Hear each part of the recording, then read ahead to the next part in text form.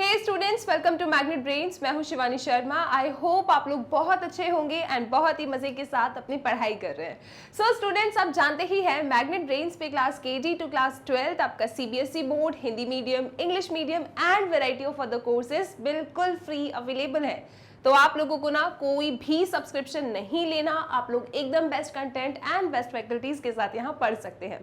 So students, आप लोग जानते ही हैं about Magnet Brains test paper series which is 100% free for all the students of classes 3rd to 12th। तो हर एक सब्जेक्ट का आपको टेस्ट पेपर यहाँ मिल जाता है।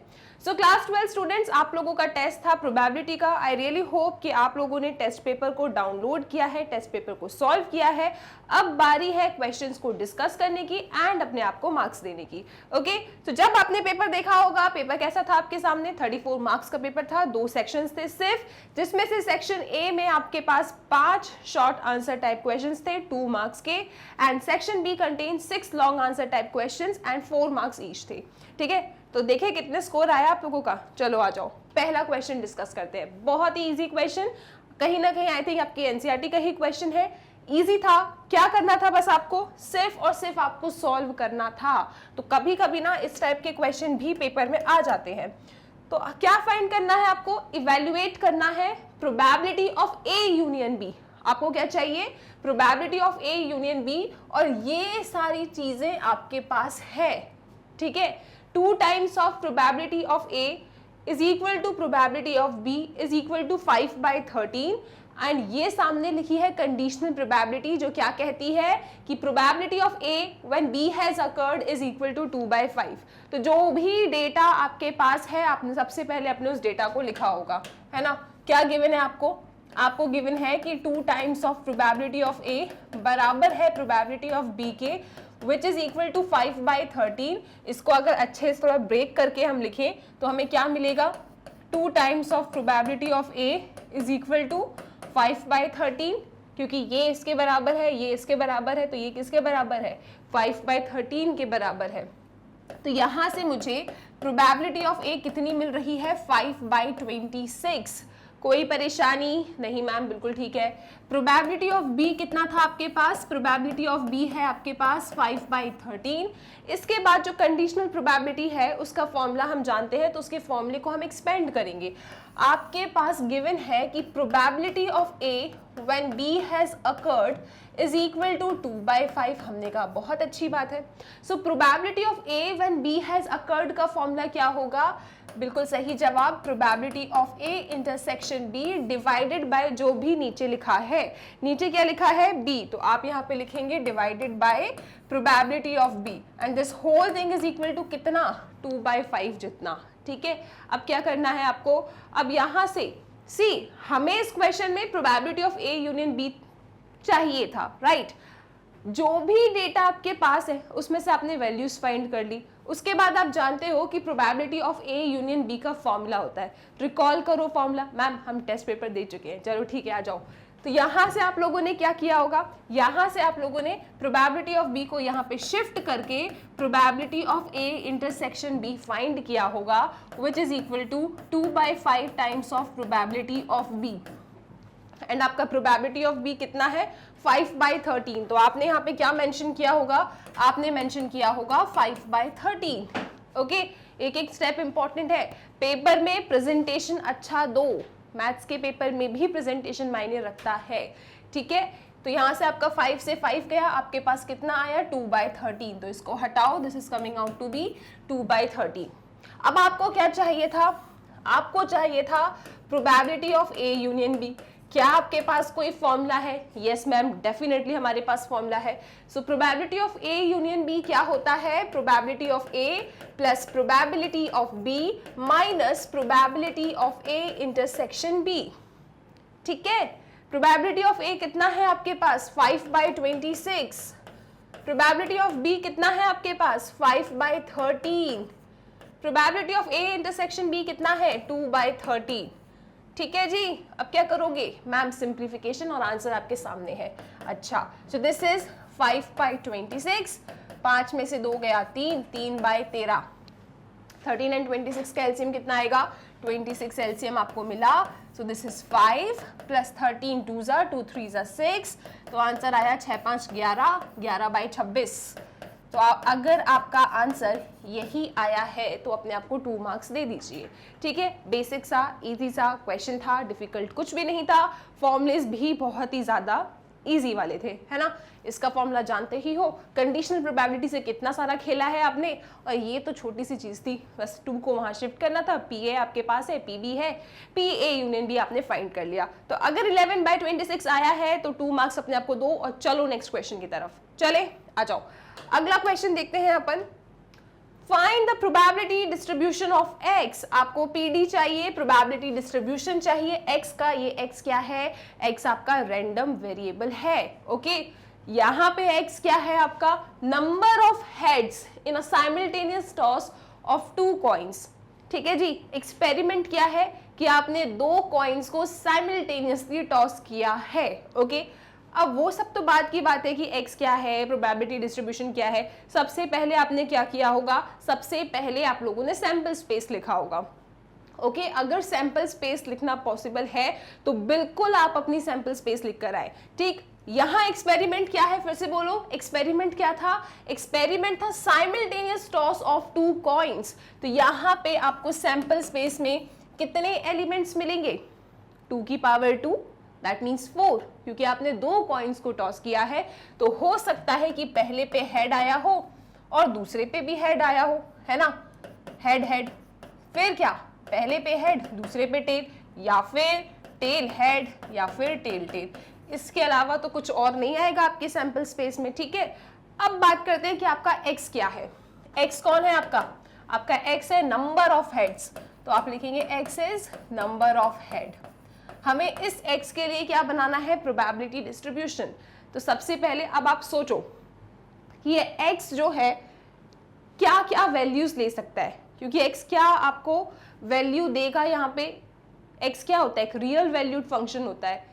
ठीक है, जिसमें आप सैंपल स्पेस के पॉइंट्स डालते हो और आपको आउटकम क्या मिलता है, एक रियल नंबर मिलता है।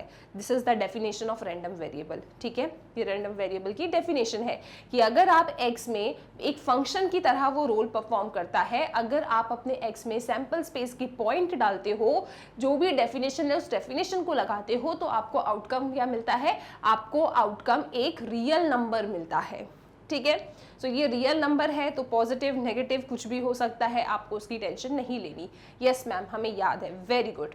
तो यहाँ पे आपका x है नंबर ऑफ हेड्स। तो ये बताओ, जब आप अपने कॉइन को 2 बार टॉस कर रहे हो या फिर 2 कॉइन्स को टॉस कर रहे हो साइमल्टेनियसली, तो आपके नंबर ऑफ हेड्स कितने हो सकते हैं।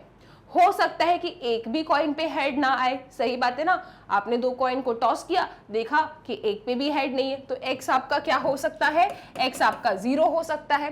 हो सकता है कि किसी एक कॉइन पे आपको हेड मिल गया हो, तो x आपका 1 हो सकता है, या फिर आपने दोनों कॉइन को टॉस किया और दोनों ही कॉइन पे हेड आ गए, तो x आपका 2 हो सकता है। तो बेसिकली x की जो वैल्यूज हैं वो क्या क्या हो सकती है, 0, 1 एंड 2।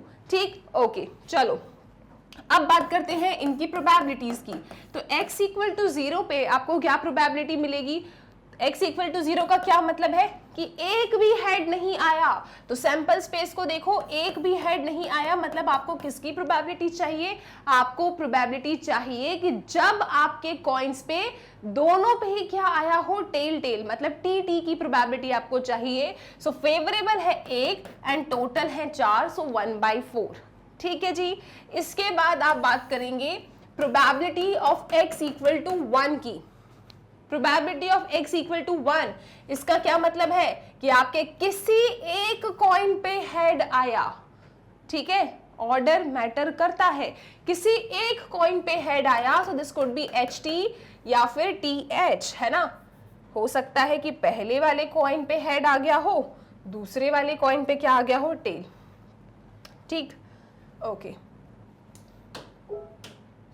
तो यहां पे आप क्या लिखोगे, HT या फिर TH। ठीक, तो कितनी प्रोबेबिलिटी होगी इसकी, फेवरेबल कितने हैं, फेवरेबल हैं 2, टोटल हैं कितने, सैंपल स्पेस में देखो 4, सो 2/4 एंड 2/4 का मतलब क्या है, हाफ। ठीक है जी, इसके बाद आपको प्रोबेबिलिटी निकालनी है x इक्वल टू 2 की। तो x इक्वल टू 2 मतलब आपके दोनों ही कॉइन्स पे क्या आया, हेड हेड आया, मतलब आपको HH की प्रोबेबिलिटी चाहिए। सो कितने HH आए, 1, फेवरेबल कितना है 1, टोटल कितने हैं 4। लो बेसिक सा प्रोबेबिलिटी डिस्ट्रीब्यूशन, और ये क्वेश्चन आपके प्रीवियस ईयर में ही कहीं ना कहीं आया है, तो आप भी देख लो पेपर अच्छा ही आएगा, ठीक है, राइट। तो अब क्या करना है आपको, अब आपको बनाना है यहाँ पे table. So this is random variable, ये उनकी रिस्पेक्टिव प्रोबेबिलिटीज। रैंडम वेरिएबल क्या क्या आया, 0, 1, 2। 0 पे कितनी प्रोबेबिलिटी है, 1/4। 1 पे कितनी प्रोबेबिलिटी है, हाफ। 2 पे कितनी प्रोबेबिलिटी है, 1/4। ठीक है जी, तो ये आ गई आपकी प्रोबेबिलिटीज। जब क्वेश्चन वाले आपको बोले ना कि प्रोबेबिलिटी डिस्ट्रीब्यूशन फाइंड करो, तो लास्ट में आपको टेबल जरूर बनाना है। अगर आपने टेबल नहीं बनाया, इतना सॉल्व किया, आगे चले गए, आपका 1 मार्क्स तो कट हो जाएगा। इसलिए कह रही हूँ टेबल बना के आना, ठीक है। सो आई होप इस क्वेश्चन में भी कोई भी दिक्कत नहीं होगी। 2 मार्क्स आपके और आ चुके हैं। अब चलते हैं नेक्स्ट क्वेश्चन की तरफ। ओके, आ जाओ। अगला क्वेश्चन, इस पैटर्न का क्वेश्चन इंपॉर्टेंट है, इस पैटर्न का क्वेश्चन इंपॉर्टेंट है। पिछले सालों के क्वेश्चंस को देख लो आप, आपको इस पैटर्न पे एक ना एक क्वेश्चन जरूर मिलता है, और छोटे मार्क्स में ही आएगा, 1 या 2 मार्क्स में ही मिलता है, ठीक है। तो देख लेते हैं क्या है यहाँ पे। The random variable x has a probability distribution p of x, ठीक है, of the following form where k is some number, ठीक, और ये आपके सामने है। Determine the value of k। बताओ भाई कैसे फाइंड करोगे k की वैल्यू। मैम सबसे पहले हम टेबल बनाएंगे, ठीक है, और एक क्वेश्चन में कुछ भी नहीं है, लेकिन स्टिल ये क्वेश्चन इंपॉर्टेंट है, राइट। आ जाओ, तो टेबल बनाते हैं। जैसे आप लोगों ने मुझे कहा कि मैम हम तो टेबल बनाते पहले, तो मैं आपकी बात मान लेती हूँ। यहाँ पे आप क्या लिखेंगे, यहाँ पे आप लिखेंगे रैंडम वेरिएबल, यहाँ पे लिखेंगे उनकी respective probabilities. So random variables क्या है आपके पास, 0, 1, 2 एंड अदरवाइज, ठीक है। नहीं भी बनाओगे इस कॉलम को तो कोई दिक्कत नहीं है। 0 पे क्या प्रोबेबिलिटी है, जब आपका x 0 है तो p x इक्वल टू 0 कितना है, k, ठीक है। x जब आपका 1 है सो प्रोबेबिलिटी 2k, x जब आपका 2 है तो प्रोबेबिलिटी 3k, अदरवाइज पे है 0। आपको बताना है k की वैल्यू क्या होगी। कौन बता रहा है मुझे k की वैल्यू। कैसे फाइंड करते हैं अपन, प्रोबेबिलिटी डिस्ट्रीब्यूशन में याद रखिएगा कि जितनी भी प्रोबेबिलिटीज होती हैं उनका सम कितना होता है, 1। आपको कोई ऐसा मल्टीप्लाई करके इक्वल टू 1 नहीं करना, सिर्फ प्रोबेबिलिटीज का सम, ठीक है। जो भी आपकी प्रोबेबिलिटीज हैं in the probability distribution table, उनका सम कितना होता है, 1 होता है। तो इन सबको ऐड करो, 1 से इक्वेट करो, के आपको मिल जाएगा। ऐसे सवाल तो आप 9th क्लास में करते थे, ठीक है। तो क्या करना है आपको, k plus 2k plus 3k is equal to 1, ठीक है। 0 को क्या ऐड कर रहे हो आप, चलो आ जाओ। तो 3 2 5, 5 1 6, तो 6k is equal to 1, so k is equal to 1/6। बस इतना सा मेरा टारगेट था इस क्वेश्चन को लेकर, कि आपको याद रहे कि जब भी प्रोबेबिलिटी डिस्ट्रीब्यूशन में आपसे k की वैल्यू फाइंड करवा रहे हैं, तो याद रखना कि जितनी भी प्रोबेबिलिटीज होती हैं इन द प्रोबेबिलिटी डिस्ट्रीब्यूशन, उन सब का सम कितना होता है, 1 होता है। तो इन सबको ऐड करके इक्वल टू 1 करो, आपका के 1/6 आ जाएगा, राइट। ले लो इसका स्क्रीनशॉट, चलेंगे नेक्स्ट क्वेश्चन की तरफ। आ जाओ, क्वेश्चन नंबर 4 को रीड करो। एक बहुत ही प्यारा क्वेश्चन था ये। 3 persons A, B and C fire a target in turn. Their probabilities of hitting the target are 0.2, 0.3 and 0.5 respectively. Find the probability that the target is hit. तो 3 लोग हैं A, B, C, उनके किसी भी target को hit करने की probabilities आपके सामने है, ओके। आपको फाइंड करना है कि टारगेट हिट हुआ है। अब टारगेट हिट हुआ है इसका क्या मतलब है, देखो 3 लोग हैं A, B and C, target को हिट करना है। तो अगर अब पूछा इनने ये है कि what is the probability that the target is hit, मतलब किसी ने भी हिट किया हो, तो हो सकता है ए ने हिट कर दिया हो, ये दोनों हिट ना कर पाए टारगेट को, या फिर हो सकता है बी ने हिट किया हो, ये दोनों ना कर पाए टारगेट को हिट, या फिर हो सकता है सी ने हिट किया हो और ये दोनों ना हिट कर पाए, या फिर इन दोनों ने हिट ना किया हो लेकिन इसने कर दिया हो। ठीक है, तो इस तरीके से मतलब कुछ भी हो सकता है ना, बहुत सारे केसेस है, हो सकता है 2 ने हिट किया हो, 1 ने हिट ना किया हो, तो कुल मिला के बहुत सारे कॉम्बिनेशन ऐसे बन रहे हैं। या फिर ऐसा भी हो सकता है कि तीनों ने हिट कर दिया हो, क्योंकि क्वेश्चन ने बोला है फाइंड द प्रोबेबिलिटी कि टारगेट हिट हुआ है। मतलब अगर एटलीस्ट एक भी इंसान टारगेट को हिट करता है ना, इसका मतलब टारगेट हिट हुआ है। कितने लोग हैं आपके पास? 3। हम बोल रहे हैं कि टारगेट हिट हुआ, इसका क्या मतलब है कि एटलीस्ट एक ने हिट कर दिया हो। एटलीस्ट एक ने हिट कर दिया, इसका क्या मतलब है? हो सकता है एक ने किया हो सकता है 2 ने हिट किया हो सकता है कि तीनों ने हिट कर दिया हो। एटलीस्ट 1 का मतलब क्या है? एक या एक से ज्यादा। मतलब क्या हो सकता है? किसी एक इंसान ने, हो सकता है 2 इंसान, या फिर हो सकता है तीनों ने। तो ऐसे आप कितनी प्रोबेबिलिटीज निकालते बैठोगे, है ना? बहुत बड़ा कॉम्बिनेशन बन रहा है। तो इसमें हम क्या कर सकते हैं, हमें बेसिकली ये तो पता लग गया इस क्वेश्चन में कि आपको क्या फाइंड करना है। आपको फाइंड करना है probability at least 1 hit the target. ठीक है, किसी एक ने हिट किया। तो जब भी एटलीस्ट वाला केस आ जाता है ना, तो बहुत बड़े बड़े कॉम्बिनेशन बनते हैं, राइट? 1, 2 या 3, हो सकता है कि एक ने किया हो, 2 ने, या फिर 3 ने, मतलब बहुत बड़े कॉम्बिनेशंस बनते हैं। तो हम यहाँ पे क्या करते हैं ना, हम थोड़ा उल्टा जाते हैं। कैसे? एटलीस्ट 1 हिट द टारगेट की प्रोबेबिलिटी फाइंड करने की जगह हम यहाँ पे फाइंड करते हैं 1 minus probability none of them hit the target. तीनों में से किसी ने भी हिट नहीं किया। ओके, और सिर्फ 1 से सब्ट्रैक्ट कर दोगे तो आपको क्या मिल जाएगा कि at least 1 hit the target. Right? Clear हो रहा है ये आपको? इस टाइप के क्वेश्चंस आपने 10th 11th में बहुत सॉल्व करे हैं कि probability at least 1 hit the target कैसे फाइंड करोगे आप, कि probability 1 minus probability none of them hit the target. किसी ने भी हिट नहीं किया, 1 से सब्ट्रैक्ट किया तो आपका आउटकम क्या मिलेगा? किसी ने तो हिट किया होगा, उसकी प्रोबेबिलिटी आपको मिल जाएगी। किसकी? एटलीस्ट 1 की। तो ये एक चीज है, आप याद रखिएगा कि किसी भी एक की अगर प्रोबेबिलिटी निकालनी है तो बहुत बड़े कॉम्बिनेशन होंगे। हम क्या करेंगे?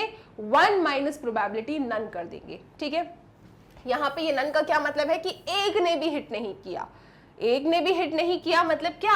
1 माइनस प्रोबेबिलिटी ए ने हिट नहीं किया, ए डैश। ठीक है, नेगेटिव हो गया।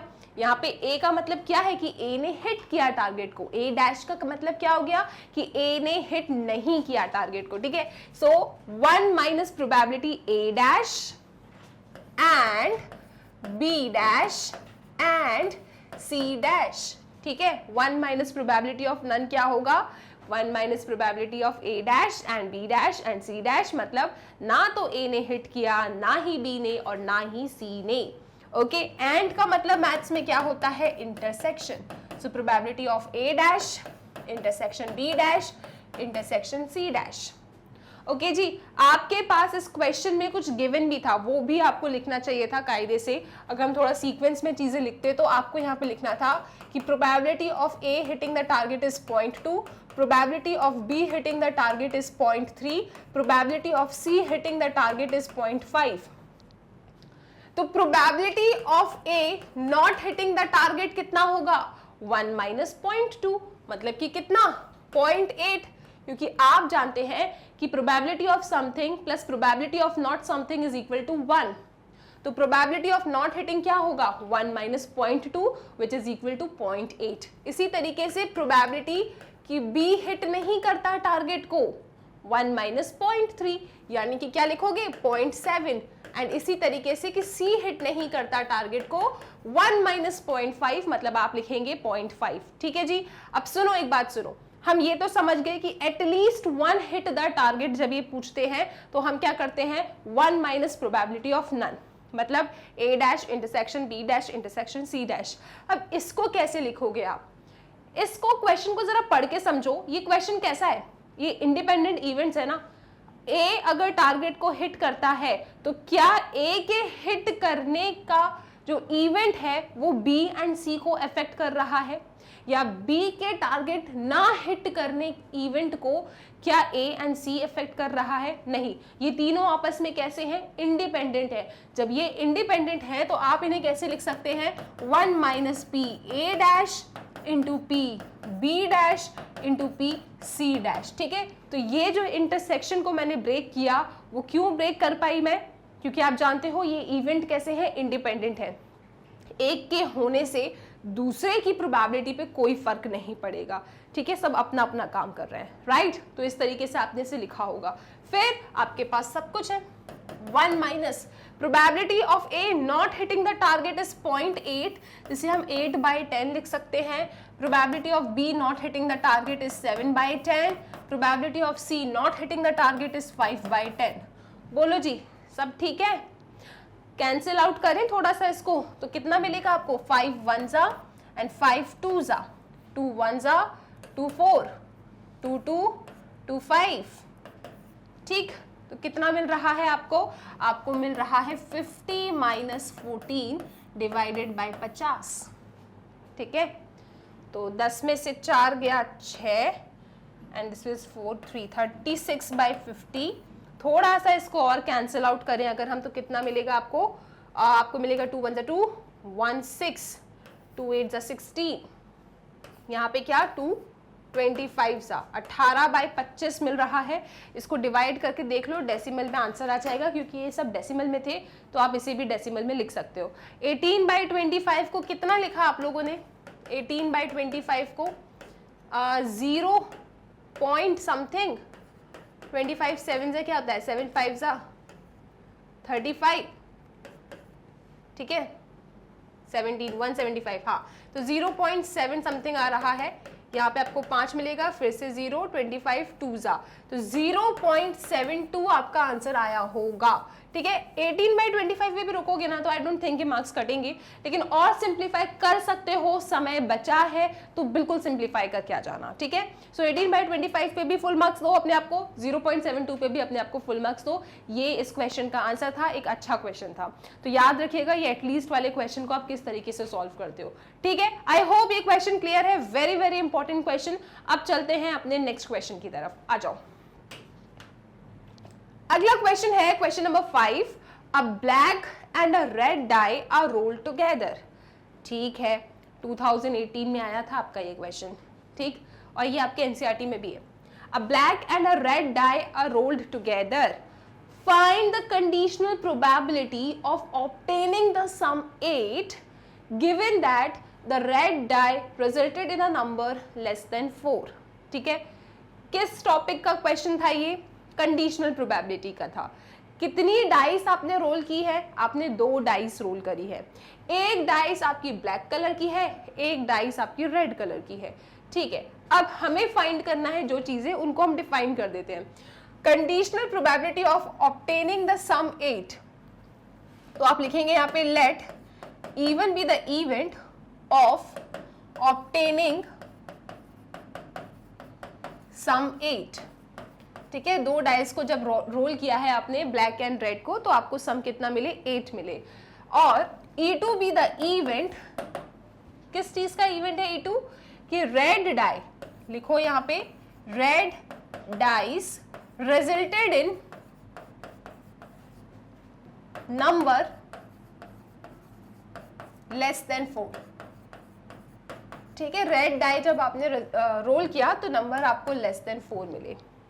अब ऐसे मजा नहीं आ रहा होगा आपको, है ना, कंफ्यूजन हो रहा होगा कि यार मैम ये ब्लैक डाई रेड डाई बड़ा समझ में नहीं आ रहा, कंफ्यूजन हो रहा है, कैसे समझ में आएगा। सम 8 तो हम चलो लिख देंगे, 2 डाइस को रोल किया है, फिर ये red dice resulted in number less than 4, इसे कैसे इमेजिन करें। तो कुछ नहीं करना आपको, उठाओ अपनी पेंसिल, पकड़ो अपने रफ वर्क को और यहाँ पे जल्दी से जाके ना ये आउटकम्स बना लेना, ठीक है। ये बनाना मैं आपको सिखा चुकी हूँ और आपको आता भी है ये चीज। यहाँ पे क्या करना, अब ब्लैक डाई लिख देना, ब्लैक डाइस, उधर लिख देना रेड डाइस, ठीक है, क्योंकि आपने 2 कलर की डाइस को रोल किया है। कलर में अगर कंफ्यूजन होता है आपको तो इस तरीके से बना लेना, ठीक है।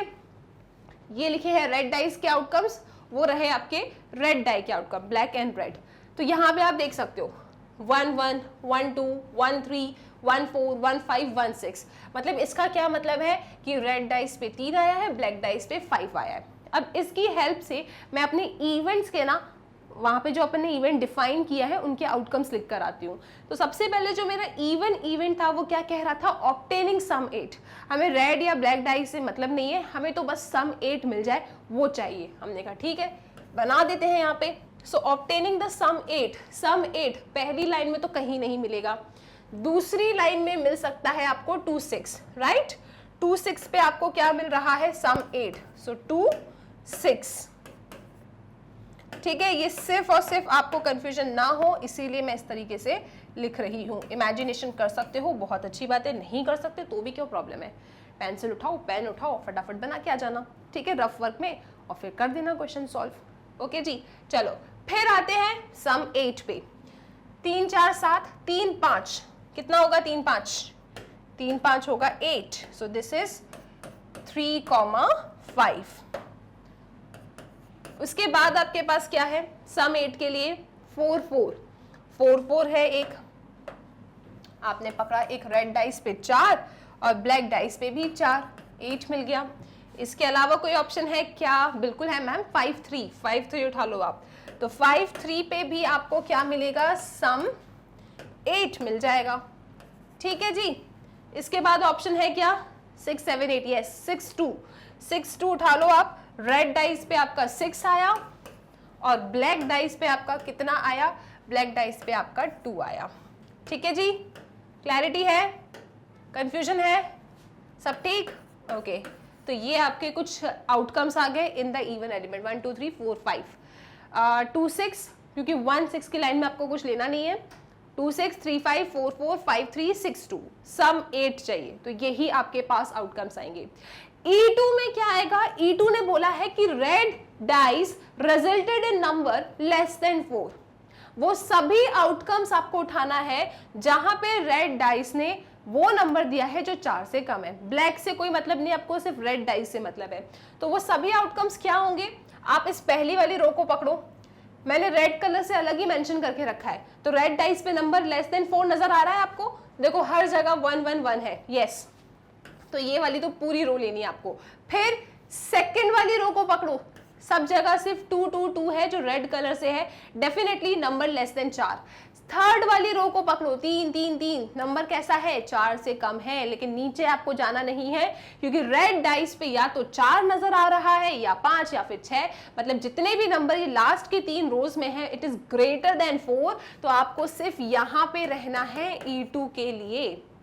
ठीक है, तो E2 में कितने एलिमेंट्स आ रहे हैं, 6 3 18, 18 एलिमेंट्स आपको नजर आ रहे हैं इन E2, तो वो मैं यहाँ पे दोबारा नहीं लिख रही, आप समझ जाना उसको।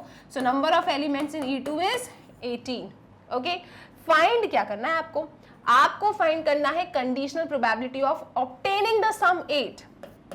आपको सम 8 चाहिए, मतलब प्रोबेबिलिटी ऑफ इवन चाहिए, जिसकी भी प्रोबेबिलिटी फाइंड करनी होती है कंडीशनल प्रोबेबिलिटी में उसे ऊपर लिखते हैं। सो प्रोबेबिलिटी ऑफ इवन आपको चाहिए given that red die resulted in a number less than 4, मतलब गिवन दैट वाला जो भी होता है वो यहाँ इस तरीके से नीचे लिखा जाता है। तो इसका फॉर्मूला क्या होता है, इसका फॉर्मूला होता है probability of even intersection E2 divided by probability of E2, जो नीचे लिखा है वो नीचे लिखा जाता है।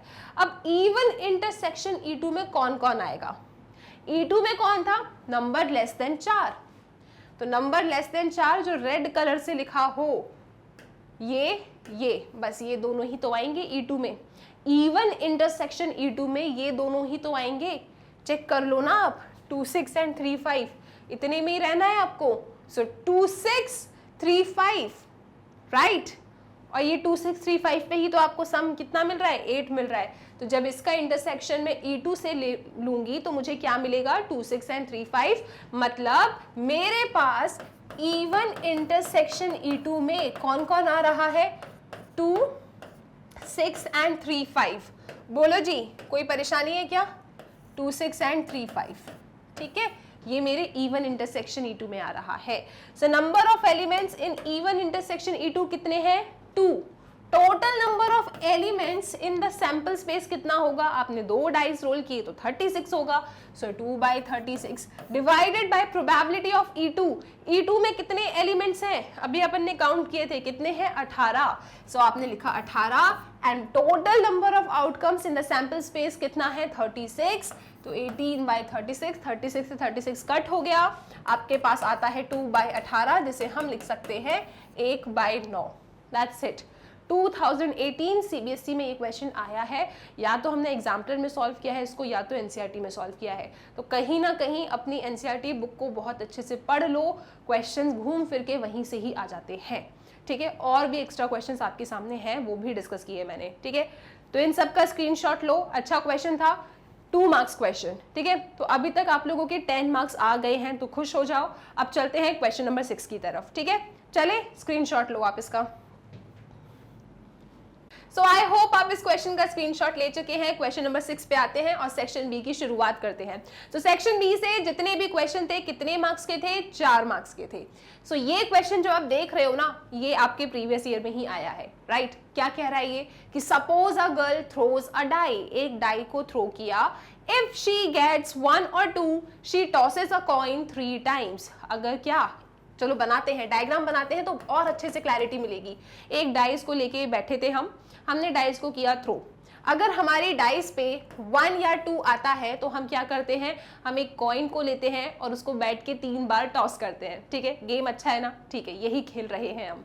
So she tosses a coin 3 times, 3 bar coin को टॉस कर रही है वो। अच्छा एक बात बताओ मुझे, एक कॉइन को 3 बार टॉस करूं या 3 कॉइन को 1 बार टॉस करूं, मेरे सैंपल स्पेस में कितने एलिमेंट्स आएंगे? बिल्कुल सही जवाब, 8 एलिमेंट्स आएंगे, ठीक है।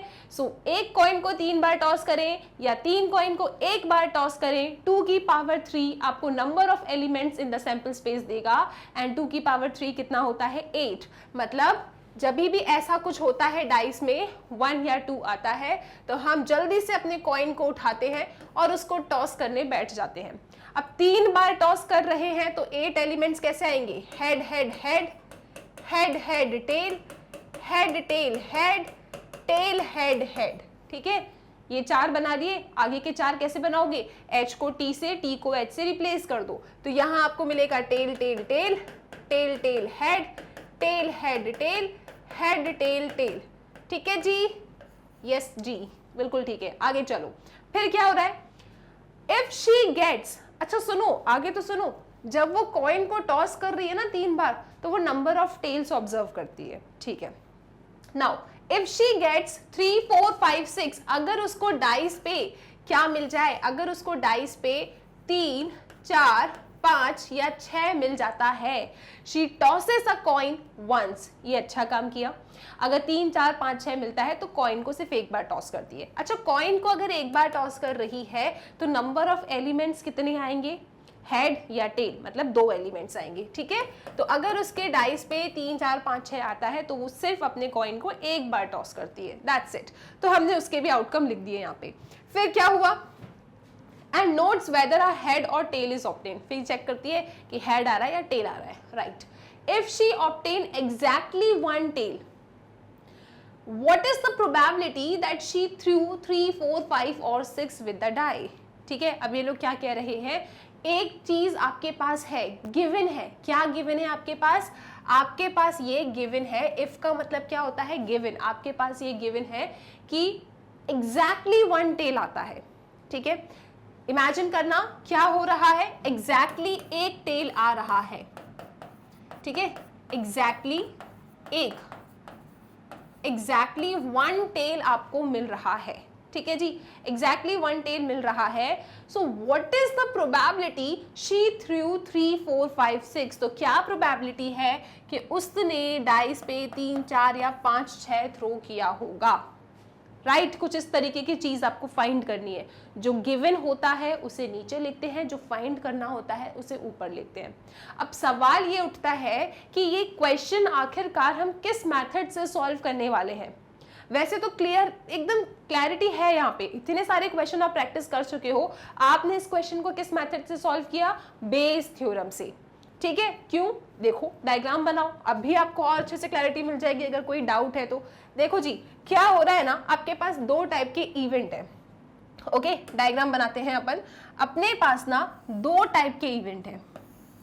एक इवेंट ये है कि हमें डाइस पे मिल रहा है 1 2, ठीक। मैंने बोला late E1 B the event कि मुझे डाइस पे क्या मिल रहा है? 1 2, and let E2 be the event कि मुझे डाइस पे मिल रहा है 3 4 5 6, ओके। अब बात ये आती है, इनने क्या किया, लास्ट में क्या चाहिए इनको, ये बोल रहे हैं कि if she obtained exactly one tail, उसे हम एक और इवेंट डिफाइन कर देते हैं, let E be the event, कि उसको क्या मिला, उसको एग्जैक्टली वन टेल मिल गया। ये काम तो हो चुका है, ये इवेंट तो अकर्ड है, ठीक है, एग्जैक्टली वन टेल उसे मिल गया है। अब ये बता दो आप कि उसने डाइस पे 3 4 5 6 थ्रो किया है, ठीक है, उसने डाइस पे क्या थ्रो किया है, 3 4 5 6। अब यहां पे पता है क्या है ना, अगर आप इवन इवेंट की तरफ से आते हो तब भी आपको एक टेल मिल सकता है, क्योंकि इवन इवेंट क्या कहता है कि जब वो डाइस पे 1 या 2 देखती है तो वो कॉइन को 3 बार टॉस करती है। कॉइन को जब 3 बार टॉस करती है तो वहां से भी तो उसको एग्जैक्टली वन टेल मिल सकता है। देखो एग्जैक्टली वन टेल यहाँ पे है, यहाँ पे है और यहाँ पे है, राइट। तो यार इस रास्ते से चलेगी वो तभी भी उसको एग्जैक्टली वन टेल मिल सकता है, राइट। इस रास्ते से चलेगी तभी भी उसको एग्जैक्टली वन टेल मिल सकता है, क्योंकि ये रहा जो उसने आगे का एक्सपेरिमेंट परफॉर्म किया है, ठीक है। तो अब क्या करना है आपको, आप समझ गए यहाँ पे, तो 2 रास्ते से आप एक जगह पहुंच सकते हो। क्वेश्चन में क्या है कि आप एक जगह पहुंच चुके हो, क्या आपको एग्जैक्टली वन टेल मिल गया है, ये बता दो कि डाइस पे 3 4 5 6 आया था। मतलब आप क्या देख रहे हो, आप पीछे की डायरेक्शन में जा रहे हो। यहां तो ये काम तो हो चुका है, ठीक, ये बताओ कि इससे हुआ है, तो पीछे की डायरेक्शन में जा रहे हैं, इसका मतलब बेस थ्योरम। तो इस क्वेश्चन को आप कैसे सॉल्व करने वाले हैं, बेस थ्योरम की हेल्प से सॉल्व करने वाले हैं। कोई परेशानी किसी को, एकदम क्लैरिटी है, बेस थ्योरम से सॉल्व करना है, ठीक है। अब एक काम करते हैं, इस टेबल को कंप्लीट कर लेते हैं अपन, ओके। तो यहाँ पे इसके आम पे क्या लिखते हैं अपन, यहाँ अपन लिखते हैं प्रोबेबिलिटी ऑफ इवन।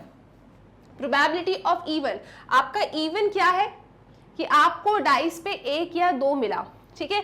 यहाँ पे डिफाइन भी करो आप, लेट, आप लिखेंगे let even be the event, let even be the event that she obtained 1 2 on dice, ठीक है। और डाइस को कितनी बार रोल किया है, एक ही डाइस है, तो number of elements in the sample space कितने होंगे, 1 2 3 4 5 6। And let E2 be the event that she obtained 3 4 5 6 on dice, ठीक। तो 1 या 2 आना डाइस स्पेस की प्रोबेबिलिटी क्या होगी, फेवरेबल क्या है, 1 2 मतलब 2 फेवरेबल है। टोटल एलिमेंट्स कितने होते हैं एक डाइस पे, 6, तो 2/6 मतलब कि 1/3 is the probability of event E1, right. फिर आ जाओ E2 इवेंट पे। E2 इवेंट में क्या देख रहे हैं आप, E2 इवेंट में आप ये देख रहे हैं कि शी ऑब्टेन आइदर 3 4 5 या 6, ठीक है, उसको 3 मिले, 4 मिले, 5 मिले या 6 मिले। तो फेवरेबल कितने हैं, 3 4 5 6, फेवरेबल कितने हुए, 4। टोटल कितने एलिमेंट्स होते हैं डाइस पे, 6, 4/6, और 4/6 को थोड़ा सा सिंप्लीफाई अगर आप करें तो आपको क्या मिलेगा, 2/3। बोलो जी, कोई परेशानी, सब ठीक है ना। अब क्या हुआ, अब आप अपने आप से बातें करोगे क्या, कि अगर उसको डाइस पे 1 या 2 मिल गया, मतलब ये काम तो हो चुका है, इवन हो चुका है, आपको एग्जैक्टली 1 टेल मिल जाए, ठीक है, ये हो चुका है, क्या मिल जाए, ई मिल जाए, मतलब एग्जैक्टली 1 टेल मिल जाए। एक और बात बता देती हूँ, मैंने यहाँ पे इवेंट आपका ई डिफाइन कर दिया है, वो क्या कह रहा है कि शी गॉट एग्जैक्टली 1 टेल, ठीक है। चलो, तो क्या मिलेगा आपको, इवेंट जब होता है तो बेसिकली क्या हो रहा है कि उसको डाइस पे 1 या 2 मिल रहा है। तो जब डाइस पे 1 या 2 मिलता है तो वो कॉइन को 3 बार टॉस करती है। कॉइन को 3 बार टॉस कर रही है तो उसमें से एग्जैक्टली 1 टेल आने की क्या प्रोबेबिलिटी है, आप काउंट कीजिए, एग्जैक्टली 1 टेल्स। तो फेवरेबल आपके पास कितने हैं, 3, राइट, 1 2 3 ही फेवरेबल है एग्जैक्टली 1 टेल के लिए। तो आप यहाँ पे लिखेंगे 3, एंड टोटल एलिमेंट्स कितने हैं इसमें, टोटल एलिमेंट्स है 8, मतलब कि 3/8। ओके, अब चलो आप यहाँ पे आ जाओ, यहाँ क्या लिखोगे आप, एग्जैक्टली कि आपका E2 इवेंट हो चुका है, राइट, E2 हो गया, क्योंकि देखो ना अभी तो हुआ ये, E2 इवेंट हो गया, तो हो गया मतलब नीचे लिखो, क्या चाहिए अब आपको, एग्जैक्टली 1 टेल चाहिए, मतलब आपको E चाहिए, ठीक है। अब E2 इवेंट हो गया तो इसका मतलब ये है कि उसको डाइस पे 3, 4 या 5, 6 में से कुछ मिल गया। तो जब उसको 3, 4, 5, 6 में से कुछ मिलता है तो वो अपने कॉइन को एक बार टॉस करती है, मतलब उसको हेड या टेल मिलता है, ठीक है। तो यहाँ पे एग्जैक्टली वन टेल की प्रोबेबिलिटी क्या होगी, 1/2, क्योंकि एग्जैक्टली एक टेल तो एक है और टोटल एलिमेंट्स कितने हैं, 2, सो 1/2, ठीक। क्वेश्चन में फाइंड क्या करना था, टेबल कंप्लीट हो गया। क्वेश्चन में फाइंड क्या करना था आपको कि if she obtained exactly one tail, मतलब आपका ये ई इवेंट हो चुका है, ठीक है, एग्जैक्टली वन टेल उसको मिला, मतलब ई इवेंट हो गया। What is the probability she threw 3, 4, 5, 6 with the die? क्या प्रोबेबिलिटी है कि ये तो हो गया, ये थ्रो किया हो उसने, ठीक है, एक इवेंट हो चुका, इसका कारण आप फाइंड कर रहे हो, मतलब आप पीछे के डायरेक्शन में जा रहे हो। 100% बेस थ्योरम आपको लगाना है। 3, 4, 5, 6 उसने थ्रो किया हो, इसे हमने किससे डिनोट किया है, E2 एलिमेंट से। तो बेसिकली आपको क्या बताना है, प्रोबेबिलिटी ऑफ E2 फाइंड करना है जब E हो चुका है, ठीक है। ये तो किसी को डाउट नहीं है ना कि बेस थ्योरम से ही करना था, सब ठीक। तो क्या फाइंड करना है आपको, प्रोबेबिलिटी कि देखो उसको जो एग्जैक्टली वन टेल मिला है ना, जो वो देख रही है, हाँ एग्जैक्टली वन टेल आ गया, क्या प्रोबेबिलिटी है कि उसने डाइस पे 3, 4, 5 या 6 पाया हो, तभी उसको एग्जैक्टली वन टेल मिला हो, ये आपको बताना है, ठीक। ये रहा। अब बताओ, क्या मैंने कभी आपको बेस थ्योरम का फॉर्मूला याद कराया, नहीं, हमने खुद बनाया। तो क्या होता है फॉर्मूला प्रोबेबिलिटी का, हम जानते हैं प्रोबेबिलिटी का फॉर्मूला होता है फेवरेबल बाय टोटल। इसकी हेल्प लो, थोड़े से बड़े हो जाओ, काम आपका हो जाएगा इस फॉर्मूले में। मतलब ये है कि आपका फेवरेबल क्या है, यहाँ पे आप क्या चाहते हो, आप ये चाहते हो कि she threw 3, 4, 5, 6 on the die either, ठीक है, या तो 3, 4, 5 या 6, ऐसा नहीं एक साथ ही 3, 4, 5, 6 आ जाएगा, वो कैसे आएगा, एक ही डाइस फेंक रहे हो ना, ठीक है। तो आपका E2 क्या है, आपका फेवरेबल क्या है कि उसको 3, 4, 5, 6 में से कुछ मिला। तो आप यहाँ पे लिखेंगे कि फेवरेबल तो भाई PE2 है ना, कि हमें प्रोबेबिलिटी ऑफ E2 मिल जाए। लेकिन ऐसे कैसे काम चलेगा, आप 12th में आ गए हो, थोड़ी सी बातें करो अपने आप से। क्या बातें करोगे कि ठीक है उसको क्या मिल गया, उसको मिल गया 3, 4, 5, 6 ऑन द डाइस, अब उसको एग्जैक्टली वन टेल मिला हो, है ना। पूरी कहानी तो ये चाहिए ना हमको कि 3, 4, 5, 6 तो आया, फिर उसको क्या मिला, फिर उसको मिला एग्जैक्टली वन टेल, ये आपका फेवरेबल हो गया। टोटल क्या होगा, जितने भी रास्ते हैं इस डायग्राम में, कहाँ गया आपका डायग्राम, इस डायग्राम में जितने भी रास्ते हैं उन सभी रास्तों को ऐड कर दो, ठीक। ये आपकी पहली वाली एरो है, इन दोनों का मल्टीप्लीकेशन प्लस इन दोनों का मल्टीप्लीकेशन, ठीक है, याद है सब कुछ। तो यही काम आपको करना है। देखो तो क्या करोगे आप, प्रोबेबिलिटी ऑफ E1, फिर क्या बोलोगे कि यार E1 हो गया फिर E हुआ हो, ऐसे ही तो चलते हैं अपन आगे, plus probability of E2 into क्या बोलोगे, E2 हो गया फिर उसको एग्जैक्टली वन टेल मिला हो, ठीक है जी। तो यहाँ पे रख दो अपने एलिमेंट्स, काम खत्म। बस अब आपको सिंप्लीफिकेशन करना है। बेस थ्योरम का फॉर्मूला बिना याद किए आपको याद हो गया, ठीक है। चलो आ जाओ, अब बात करते हैं प्रोबेबिलिटी ऑफ E2। E2 की प्रोबेबिलिटी क्या है, E2 की प्रोबेबिलिटी है 2/3 और प्रोबेबिलिटी ऑफ E2 हो चुका है, तो प्रोबेबिलिटी ऑफ E क्या है, हाफ, 2/3 इंटू हाफ। तो आपने यहाँ पे लिखा 2/3 इंटू हाफ, प्लस यहाँ पे लिख देती हूँ मैं फिर से 2/3 इंटू हाफ, और प्रोबेबिलिटी ऑफ E1, मतलब इस वाले रो में क्या है प्रोबेबिलिटी, 1/3 इंटू 3/8, 1/3 आप लिखेंगे इधर, 1/3 इंटू 3/8। बस इसको सिंप्लीफिकेशन कर दो, आंसर आ जाएगा, ठीक है, कुछ भी नहीं है। समझ गए ना, क्वेश्चन अच्छा था। प्रोबेबिलिटी ऑफ E2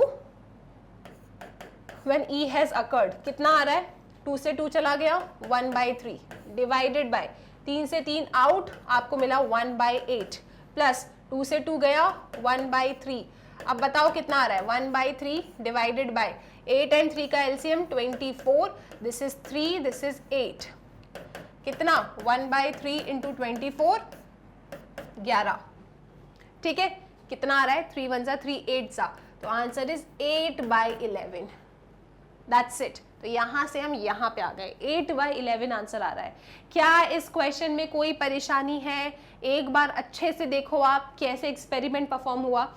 प्रोबेबिलिटी के क्वेश्चन नो डाउट आपको थोड़े से लेंदी लगेंगे पढ़ने में, लेकिन अगर आप उन्हें अच्छे से रीड करके अपने लिए एक छोटा सा डायग्राम बना लोगे ना, अच्छा ऐसा हो रहा है फिर इसके बाद ये परफॉर्म हो रहा है, तो आपको इस क्वेश्चन में कुछ भी डिफिकल्ट नहीं लगेगा। ठीक है, चल सकते हैं क्या नेक्स्ट क्वेश्चन पे? इसका आप अच्छे से स्क्रीनशॉट ले लो, पहले यहां से देन यहां पे। अब सो नेक्स्ट क्वेश्चन पे आते हैं, क्वेश्चन नंबर 7। ध्यान से रीड करना, बहुत इंपॉर्टेंट क्वेश्चन है। A letter is known to have come either from Kolkata or Tatanagar. On the envelope, just 2 letters TA are visible. Find the probability that the letter has come from Tatanagar. तो basically क्या हो रहा है, आपके पास एक envelope है। ओके, कहानी सुनो ध्यान से इसकी। एक एनवेलप है आपके पास, इसमें ना सिर्फ आपको 2 consecutive letter that is TA वो ही दिख रहे हैं। ठीक है, क्या दिख रहा है? TA। बाकी का कुछ भी अक्षर आपको यहाँ पे जो कुछ भी लिखा है ना वो आपको नहीं दिख रहा। यहाँ क्या लिखा है आपको नहीं पता, क्या लिखा है वो नहीं पता, सिर्फ आपको TA विजिबल है। अब ये TA कहाँ पे ये भी नहीं पता, सिर्फ कितना पता है आपको कि एनवेलप पे सिर्फ TA दिख रहा है, बाकी के जो भी अक्षर हैं वो छुप गए हैं। ठीक, ओके।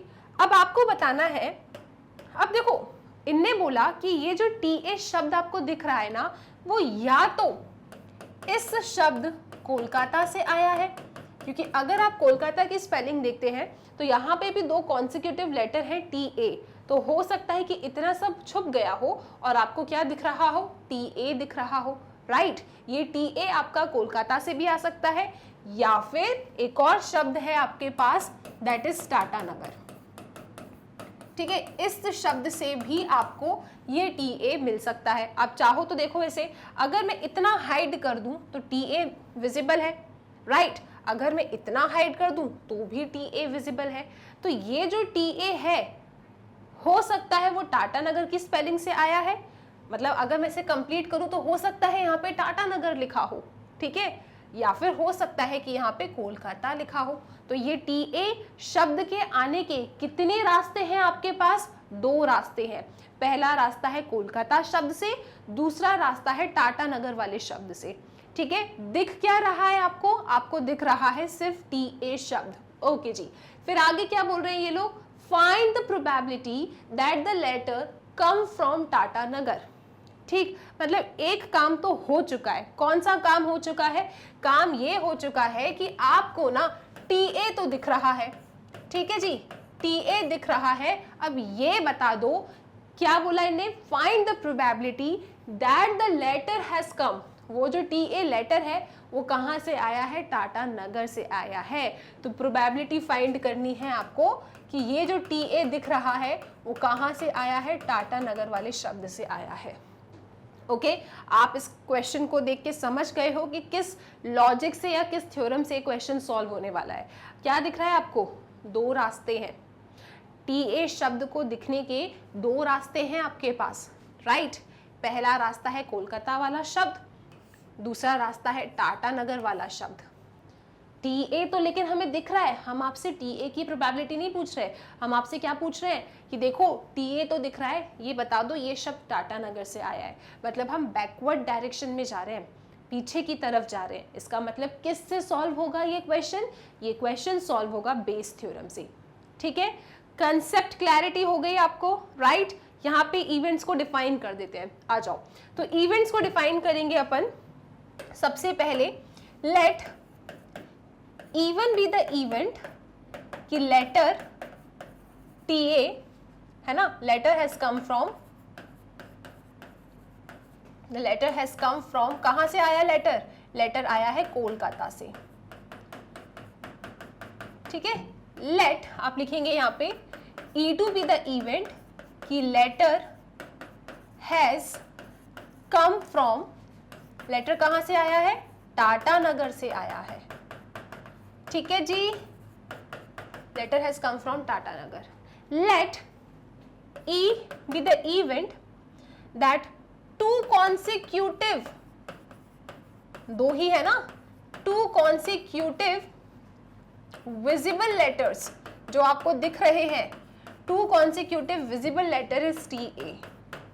राइट, क्या फाइंड करना है आपको? आपको फाइंड करना है कि दो कॉन्सिक्यूटिव शब्द TA तो दिख रहे हैं, लेकिन ये TA शब्द किसके हैं? ये TA शब्द टाटा नगर के हैं, मतलब E2।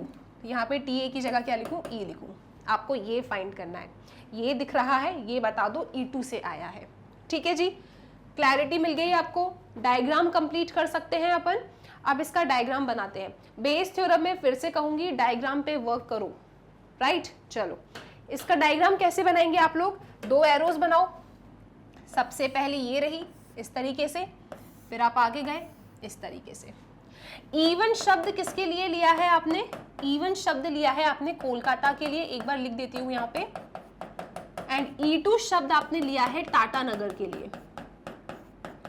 ठीक है जी, टाटा नगर। और यहां पे E इवेंट है कि जो विजिबल शब्द है दैट इज TA। ठीक, राइट। अब बात करते हैं प्रोबेबिलिटी ऑफ इवन क्या होगी। जल्दी से बता दो, इवन की प्रोबेबिलिटी क्या होगी और E2 की प्रोबेबिलिटी क्या होगी? दो शब्द हैं आपके पास, एक कोलकाता, एक टाटा नगर। कोलकाता शब्द पिक किया हो, उसकी प्रोबेबिलिटी क्या है? फेवरेबल है 1, क्योंकि कोलकाता एक शब्द है। टोटल कितने शब्द हैं? 2, Kolkata and Tata Nagar. So probability of even क्या होगी? हाफ। ठीक है, कि आपने जो शब्द उठाया वो कोलकाता से आया है, इसकी प्रोबेबिलिटी क्या है? हाफ। सिमिलरली आपने जो ये शब्द TA देख रहे हो, इसकी प्रोबेबिलिटी कि वो टाटा नगर से आया है, उसकी प्रोबेबिलिटी भी कितनी है? हाफ। क्योंकि दो शब्द हैं, हम कह लेंगे टाटा नगर से आया, प्रोबेबिलिटी ऑफ E2 क्या होगा? Half. Favourable by total, total दो शब्द हैं, फेवरेबल 1। ठीक है, इसी तरीके से E1 और E2 की प्रोबेबिलिटी डन। अब इस वाले एरो पे आप क्या कहते हो? इस वाले एरो पे आप कहते हो कि देखो शब्द अगर कोलकाता पिक कर लिया, ठीक है, यहां पे जो बात कर रहे हो किससे कर रहे हो? कोलकाता वर्ड से। अगर कोलकाता वर्ड को पिक किया है तो TA नजर आया हो। ठीक है, इसी तरीके से लिखते हैं यहां पे अपन। तो क्या होगा? कोलकाता शब्द को पकड़ो जरा आप, KOLKATA। ठीक है, कोलकाता शब्द को आपने पकड़ लिया। अब इसमें से आपको TA मिले, उसकी क्या प्रोबेबिलिटी है? कोलकाता शब्द है, letter has come from Kolkata, और वो TA दिख जाए इसमें से। E इवेंट क्या है? E इवेंट हमने क्या डिफाइन किया है? E इवेंट हमने डिफाइन किया है कि two consecutive visible letter is TA। Kolkata शब्द में दो ऐसे कॉन्सिक्यूटिव शब्द को पकड़ो जहां पे आपको TA मिल जाए। ठीक है, कॉन्सिक्यूटिव, क्योंकि दो शब्द को पकड़ना है आपको। तो अगर मैं इस कोलकाता वर्ड्स में से कॉन्सिक्यूटिव वर्ड के पेयर बनाऊं तो मुझे क्या क्या मिलेगा? देखो जरा आप, एक बनेगा पेयर आपका KO, है ना, कॉन्सिक्यूटिव वर्ड। राइट, ये सब छुपा लो, कौन सबको? इन सबको। एक आपको KO मिल सकता है कॉन्सिक्यूटिव वर्ड, एक आपको OL मिल सकता है, तो KO OL। एक आपको LK मिल सकता है, KO OL LK, या फिर आपको KA कॉन्सिक्यूटिव शब्द मिल सकता है। कॉन्सिक्यूटिव का मतलब क्या? एक के बाद एक। राइट, KA हो गया, तो KA के बाद जो नेक्स्ट कॉन्सिक्यूटिव शब्द पॉसिबल है दैट इज AT। AT के बाद जो अगला कॉन्सिक्यूटिव शब्द पॉसिबल है दैट इज TA। ठीक है, तो यही कॉन्सिक्यूटिव शब्द हैं जो इस कोलकाता से बन सकते हैं। KO OL LK KA AT TA। तो कितने बन रहे हैं? कितने फेवरेबल पेयर हैं कॉन्सिक्यूटिव शब्द के? क्योंकि आपको दो लेटर्स दिख रहे हैं ना, और ये दो लेटर्स कैसे थे? TA, कॉन्सिक्यूटिव थे। तो आप देख सकते हैं कि कितने पेयर बन रहे हैं कॉन्सिक्यूटिव शब्द के? 1 2 3 4 5 6, टोटल 6 पेयर बन रहे हैं। इन 6 पेयर में से आप क्या चाहते हो? कि आपको TA मिले। तो कितने TA नजर आ रहे हैं? TA तो सिर्फ एक है, मतलब कि 1/6। मैम AT और TA का कोई प्रॉब्लम है क्या? हाँ बिल्कुल प्रॉब्लम है। AT तो अलग ही शब्द हो गया ना, हमें तो एनवेलप पे सिर्फ TA नजर आ रहा है, तो आपको नंबर ऑफ TA काउंट करना है in the consecutive pair of Kolkata. Kolkata शब्द में जितने भी कॉन्सिक्यूटिव शब्द मिल रहे हैं दो, उसमें से आपको सिर्फ TA चाहिए। तो टोटल कितने बन रहे हैं कॉन्सिक्यूटिव पेयर्स? 6। उसमें से TA कितना है? 1, सो 1/6। इस क्वेश्चन को थोड़ा सा मैं डीप में एक्सप्लेन करूंगी क्योंकि ये इंपॉर्टेंट है। ओके चलो, सो कोलकाता हो गया। अब बात करते हैं इस वाले एरो की। यहां पे हम क्या लिखते हैं, यहां पे हम लिखते हैं कि यार हमने शब्द ना टाटा नगर पकड़ लिया, टाटा नगर शब्द हमने पकड़ लिया। अब हमें ये बता दो कि क्या प्रोबेबिलिटी है कि मुझे TA, जो TA शब्द दिख रहा है एनवलप पे, वो इस टाटा नगर से आया हो। ठीक है, तो हम अब टाटा नगर शब्द से बात करते हैं, इसका काम हो गया। चलो आगे आ जाओ अब आप।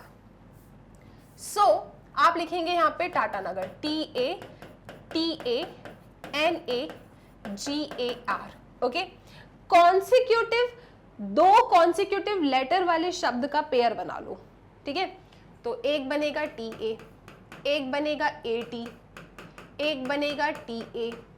ठीक है जी, एक बनेगा AN, एक बनेगा NA, एक बनेगा AG, एक बनेगा GA, एक बनेगा AR। क्लियर है? देखो TA बनाया, फिर दूसरा कॉन्सिक्यूटिव क्या, AT बना लो, फिर TA बना लो, फिर AN बना लो, ठीक है, फिर NA बना लो। इस तरीके से हमने कितने बना लिए कॉन्सिक्यूटिव शब्द, 1 2 3 4 5 6 7 8। तो टोटल कॉन्सिक्यूटिव शब्द कितने बन रहे हैं टाटा नगर में, 8 बन रहे हैं। उसमें से हमें कौन से वाले कॉन्सिक्यूटिव लेटर चाहिए, उसमें से हमें TA वाले कॉन्सिक्यूटिव लेटर्स चाहिए। तो TA कितने हैं, 1 2, सो 2/8। 2/8 को सिंप्लीफाई आप करेंगे तो 1/4। क्लियर है? ठीक है, तो ये जो मुझे एनवलप पे TA अगर टाटा नगर से दिख रहा है, तो टाटा नगर में कितने TA पॉसिबल है, 1 2। बाकी 2 लेटर्स के कॉन्सिक्यूटिव पेयर कितने बन रहे हैं, 8। सो 2/8 सिंप्लीफाई किया 1/4। ओके जी, क्या फाइंड करना है आपको कि TA दिख रहा है, TA दिख रहा है मतलब E है, E हो गया। ये बता दो कि E2 से आया, E2 शब्द से आया मतलब टाटा नगर से आया, आपको ये फाइंड करना है। तो यहाँ पे बेस थ्योरम डेफिनेटली लग रहा है। तो बेस थ्योरम का फॉर्मूला लगाने से पहले प्रोबेबिलिटी का फॉर्मूला क्या होता है, फेवरेबल बाय टोटल। यहाँ पे आपका फेवरेबल क्या है, आपका फेवरेबल है यहाँ पे कि आपका जो लेटर TA है वो टाटा नगर से आया, मतलब आप क्या चाहते हो, प्रोबेबिलिटी ऑफ E2। लेकिन आपके सिर्फ इतने चाहने से क्या होगा, आप तो 12th में आ गए हो, थोड़ी सी बातें करो अपने आप से। क्या बातें करोगे कि ठीक है E2 शब्द आ गया, फिर उसमें से क्या निकल के आया, फिर उसमें से निकल के आया TA। ठीक है, डिवाइडेड बाय जितने भी रास्ते हैं उन सब का ये जो है मल्टीप्लिकेशन। ठीक है, एक एरो खत्म, फिर बीच में प्लस, फिर इन दोनों का मल्टीप्लिकेशन। तो आप यहाँ पे क्या लिखेंगे, आप लिखेंगे probability of E1 into probability of E1 plus probability of E2 into probability of E2। ठीक है जी, ये फॉर्मूला बनाने में आई डोंट थिंक आपको कोई परेशानी है अब। ओके चलो, अब यहाँ पे वैल्यूज रख देते हैं अपन। So probability of E2 half, और ये कितनी है 1/4। So half into 1/4 divided by E1, और ये half into 1/6 plus half into 1/4। ठीक है जी, सब ठीक। अब क्या करना है आपको, बस सिंप्लीफिकेशन करना है। सो ये कितना आएगा 1/8 डिवाइडेड बाय 1/12 प्लस 1/8। ठीक है, कभी कभी कंफ्यूजन हो जाता है ना, तो ऐसा एलसीएम लेने में आपको ऐसे डरना नहीं चाहिए, चेक कर लेना चाहिए, कोई दिक्कत नहीं है। ठीक है, ऐसा कोई प्रेशर नहीं होता कि यार देख के ही बताना है हमें एलसीएम, आप चेक भी कर सकते हो, चेक कर लिया करो। सो दिस इज 2 6 2 4 2 3 2 2 2 1 3। सो 2 2 4 4 2 8 8 3 24। एलसीएम कितना आया आपका, एलसीएम आ गया 24। सो 1/8। ठीक है जी, एलसीएम है 24, 12 2 2 1 प्लस 8 3 3 1। तो आपके पास आंसर आ रहा है 1/8 इंटू ये घूम के ऊपर जाएगा 24/5, कितना आया 3/5। बिल्कुल, अगर छोटी सी छोटी कैलकुलेशन भी आपको अपने एग्जाम में एकदम कंफर्म करने के लिए चेक करना पड़े ना, तो बिल्कुल चेक किया करो।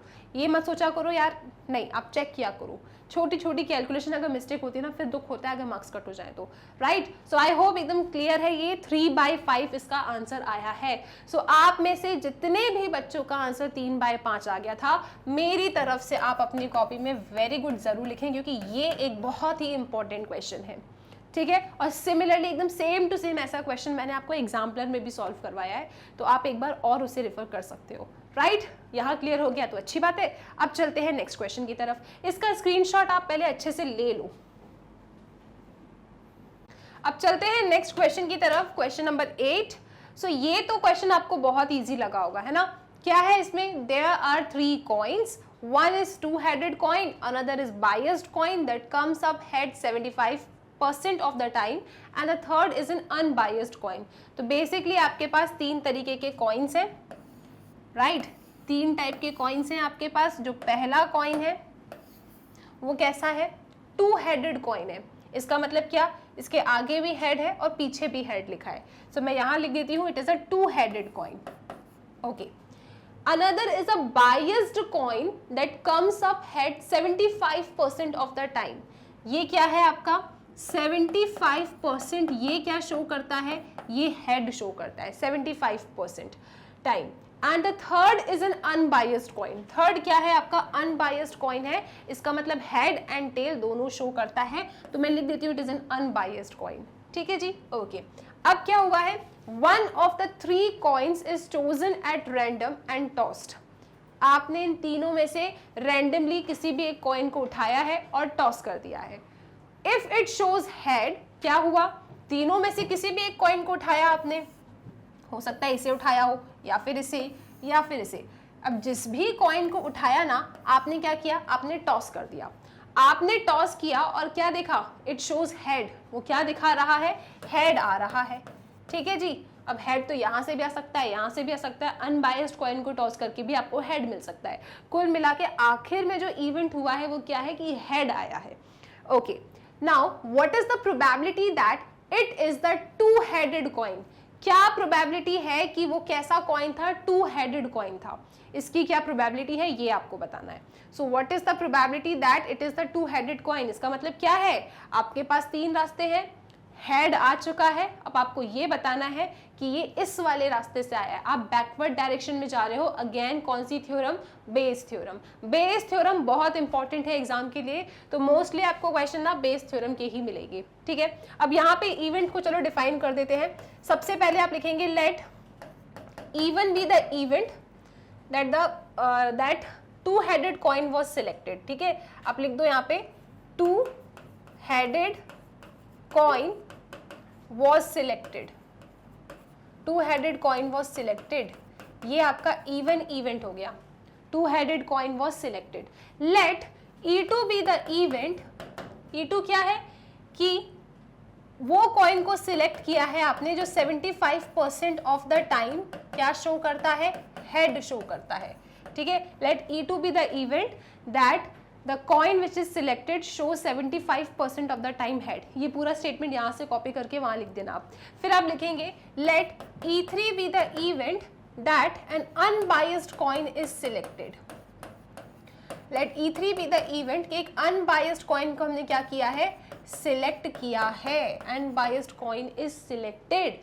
फिर आपको बताना क्या है, let H be the event। H ले लेते हैं, let H be the event that the coin shows head।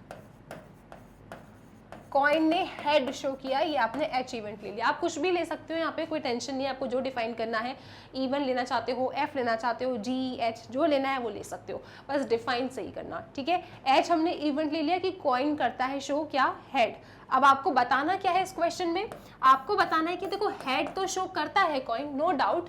आपको ये बताना है probability that it is the 2-headed coin. आपने 2-headed कॉइन को उठाया है। सो 2-headed कॉइन को हमने किससे रिप्रेजेंट किया है, इवन से रिप्रेजेंट किया है। तो आपको अपने क्वेश्चन में ये चाहिए, हेड शो कर रहा है, ये बता दो कि कॉइन कौन सा था आपका, 2-headed कॉइन था। ठीक है, probability of even when H has occurred. Head तो आ गया, लेकिन किस सिक्के से हेड आया, उस वाले कॉइन से हेड आया जो 2-headed था। बहुत ही बेसिक क्वेश्चन है। तो क्या करोगे इसमें आप बताओ। चलो सबसे पहले यहाँ पे मैं लिख देती हूँ कि ये मेरा इवन इवेंट है, ये मेरा E2 इवेंट है and this is my E3 event, right. जल्दी से बताओ प्रोबेबिलिटी ऑफ इवन क्या होगा, प्रोबेबिलिटी ऑफ E2 क्या होगा एंड प्रोबेबिलिटी ऑफ E3 क्या होगा। प्रोबेबिलिटी ऑफ इवन मतलब कि 2-headed coin was selected. 2-headed coin को उठाने की प्रोबेबिलिटी क्या है, टू हेडेड कॉइन कितने हैं आपके पास? एक। टोटल कॉइन कितने हैं आपके पास? 3, सो 1/3। सो प्रोबेबिलिटी ऑफ इवन इज 1/3। ठीक है। Probability of E2, probability of E2 मतलब क्या? आपने उस कॉइन को उठाया जो 75% of the time head show करता है। तो ऐसे कॉइन कितने हैं आपके पास? एक। टोटल कॉइन कितने हैं? 1/3। एंड सिमिलरली E3 की प्रोबेबिलिटी भी कितनी आएगी? 1/3, क्योंकि एक अनबायस्ड कॉइन है favourable and total number of coins कितने हैं? 3, सो 1/3।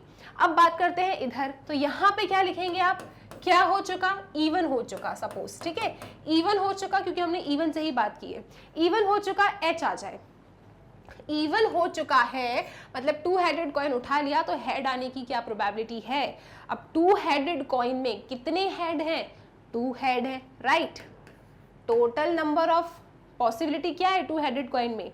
देखो फेवरेबल तो 2 हेड हो गए, एच एच, और टोटल भी कितने हैं? 2, तो 2/2 मतलब 1।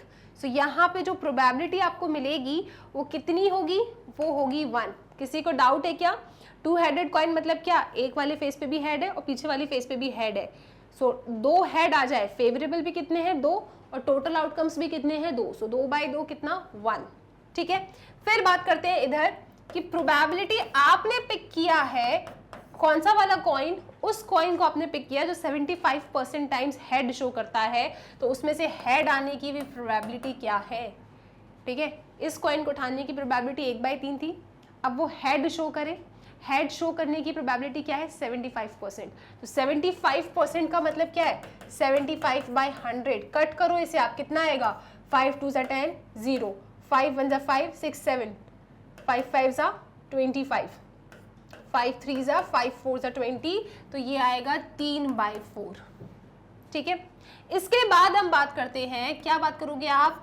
प्रोबेबिलिटी कि आपने अनबायस्ड कॉइन को तो उठा लिया, अब हेड आ जाए। तो अनबायस्ड कॉइन तो सबसे अच्छा है, एक तरफ हेड है, पीछे क्या है? टेल। ठीक है, तो उसमें से हेड आने की चांसेस क्या है? कितने हेड है? एक हेड है। टोटल कितने हैं? 2, सो 1/2। तो ये रहा पूरा आपका डायग्राम कंप्लीट। अब जल्दी से चलते हैं, इसका फॉर्मूला बनाते हैं, वैल्यूज को रखते हैं और आंसर तक पहुंच जाते हैं। मुझे पता है ये क्वेश्चन तो किसी का भी गलत नहीं हुआ होगा। ठीक है, सो प्रोबेबिलिटी ऑफ इवन क्या लिखोगे आप? कहाँ चले गए अपन? आ जाओ। हमें चाहिए कि देखो हेड आ गया है, नो डाउट। कहाँ से आया? टू हेडेड वाले कॉइन से आया, ये बताओ। तो बेस थ्योरम क्या कहती है? सिंपल प्रोबेबिलिटी क्या कहता है? Favourable by total. फेवरेबल क्या है? कि टू हेडेड कॉइन आया हो। बातें करो यार, टू हेडेड कॉइन को पिक किया तो हेड आया, डिवाइडेड बाय जितने भी रास्ते उन सबको लिखो। Probability of E one into probability of H by E one, plus क्या लिखोगे? प्रोबेबिलिटी कि हमने उस कॉइन को उठाया जो 75% टाइम्स हेड शो करता है, फिर हेड आया। इसी तरीके से अब आगे चलेंगे, PE3 इंटू PH/E3। ठीक है, अब बस आपको वैल्यूज रखनी है। आ जाओ। प्रोबेबिलिटी ऑफ इवन कितना है? 1/3। हेड शो करे आपका बायस्ड, ये वाला कॉइन जिसके दोनों तरफ हेड है, क्या है? 1, उसकी प्रोबेबिलिटी 1 हो गई। नेक्स्ट वाले केस में 1/3 इंटू 3/4, 1/3 इंटू क्या लिखोगे? 1/3 इंटू 3/4, प्लस नेक्स्ट वाले केस में क्या? 1/3 इंटू 1/2, क्या है? 1/3 इंटू 1/2। ठीक है, बस सॉल्व कर दो, काम खत्म। तो कितना आ रहा है आपके पास? 1/3, 1/3, 3 से 3 गया, 1/4, 1/6। ठीक, अगेन बिल्कुल एलसीएम ले लो आप। कितना आ रहा है? 3 4 6, 3 1 ज़ा 2, 2 2 2 1, ऐसा। तो आपको मिल रहा है 4 3 ज़ा 12। एलसीएम आया 12। यहाँ लिखो 1/3 डिवाइडेड बाई, ये रहा आपका 12, 3 4 4 3 6 2। बस सिंप्लीफिकेशन है। 1/3 इंटू 12 डिवाइडेड बाय 4 3 7, 7 2 9, 3 1 ज़ा 3 4, तो 4/9। 4/9 सबका आंसर आया क्या इस क्वेश्चन में? इस क्वेश्चन में सबका आंसर 4/9 आया, यही आपका आंसर है। ठीक है, तो ये भी आपके ना प्रीवियस ईयर से ही लिया गया क्वेश्चन है। आई होप आपको लग रहा है कि पेपर इजी था, मार्क्स मिलते जा रहे हैं। इस क्वेश्चन को तो सबको ही ठीक करना था, ठीक है। सो 4/9 आपके इस क्वेश्चन का आंसर आया है। जल्दी से इसका स्क्रीनशॉट ले लो, फिर चलेंगे अपन नेक्स्ट क्वेश्चन की तरफ। अब चलते हैं नेक्स्ट क्वेश्चन की तरफ, क्वेश्चन नंबर 9। अच्छे से रीड करना, इंटरेस्टिंग एंड इंपॉर्टेंट क्वेश्चन है। In answering a question on a multiple choice test, a student either knows the answer or guesses. ठीक है, एक पेपर है, MCQ टाइप का है, या तो आप जानते हो या तो आप नहीं जानते आंसर, ऐसे ही कुछ भी टिक करके आ रहे हो। Let 3/5 be the probability that he knows the answer. अब आप आंसर जानते हो, इसकी प्रोबेबिलिटी कितनी गिवन है? 3/5 एंड 2/5 भी the probability that he guesses the answer. ठीक है, तो आप आंसर नहीं जानते, बस ऐसे ही अपनी मर्जी से टिक कर रहे हो, तो उसकी प्रोबेबिलिटी क्या है? उसकी प्रोबेबिलिटी है 2/5। ओके जी, राइट। अब क्या है?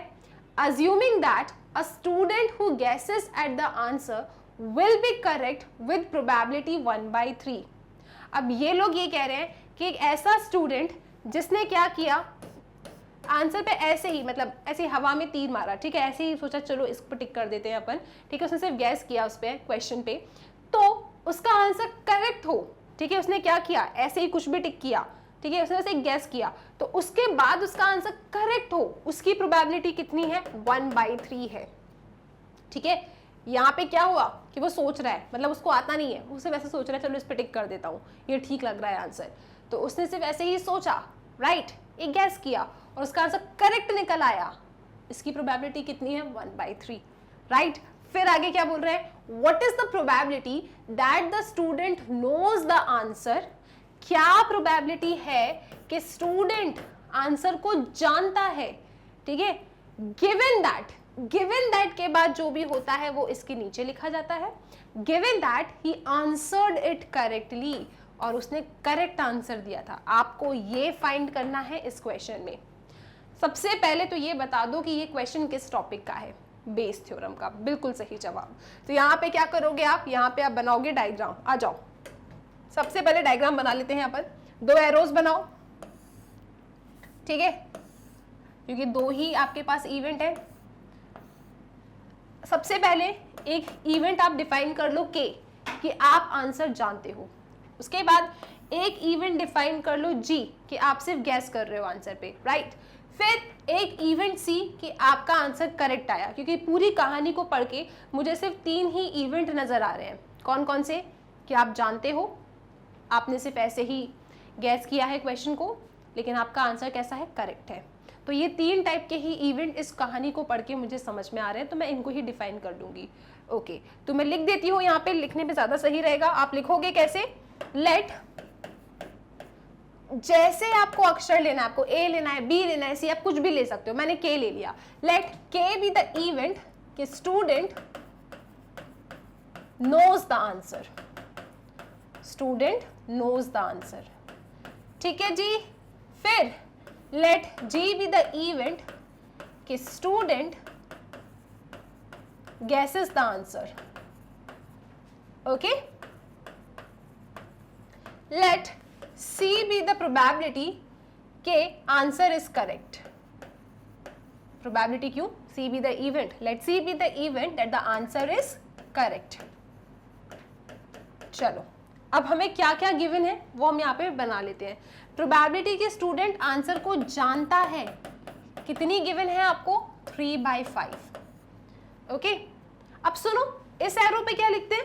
इस एरो पे लिखते हैं कि देखो स्टूडेंट ना जानता है, स्टूडेंट नोज द आंसर, उसे पता है, और उसने करेक्ट किया हो, इसकी क्या प्रोबेबिलिटी होगी? इस एरो पे ऐसे ही कंप्लीट करते हैं ना। प्रोबेबिलिटी की स्टूडेंट नोज द आंसर 3/5। फिर आप बोलोगे जानता है, करेक्ट किया हो। अब आप मुझे बताओ, आप किसी आंसर को जानते हो, ठीक है, तो उसे करेक्ट करोगे, इसकी क्या प्रोबेबिलिटी होगी? 1 होगी ना। श्योर हो आप इसमें, तो इसकी प्रोबेबिलिटी कितनी होगी? 1 होगी। यू नोज द आंसर, आप जानते हो आंसर को, आपने करेक्ट किया है, तो इसकी प्रोबेबिलिटी कितनी होगी? 1 होगी। श्योर है ये। फिर बात करते हैं प्रोबेबिलिटी कि स्टूडेंट गेसेस द आंसर, वो भी गिवन है आपके पास, कितना है? 2/5।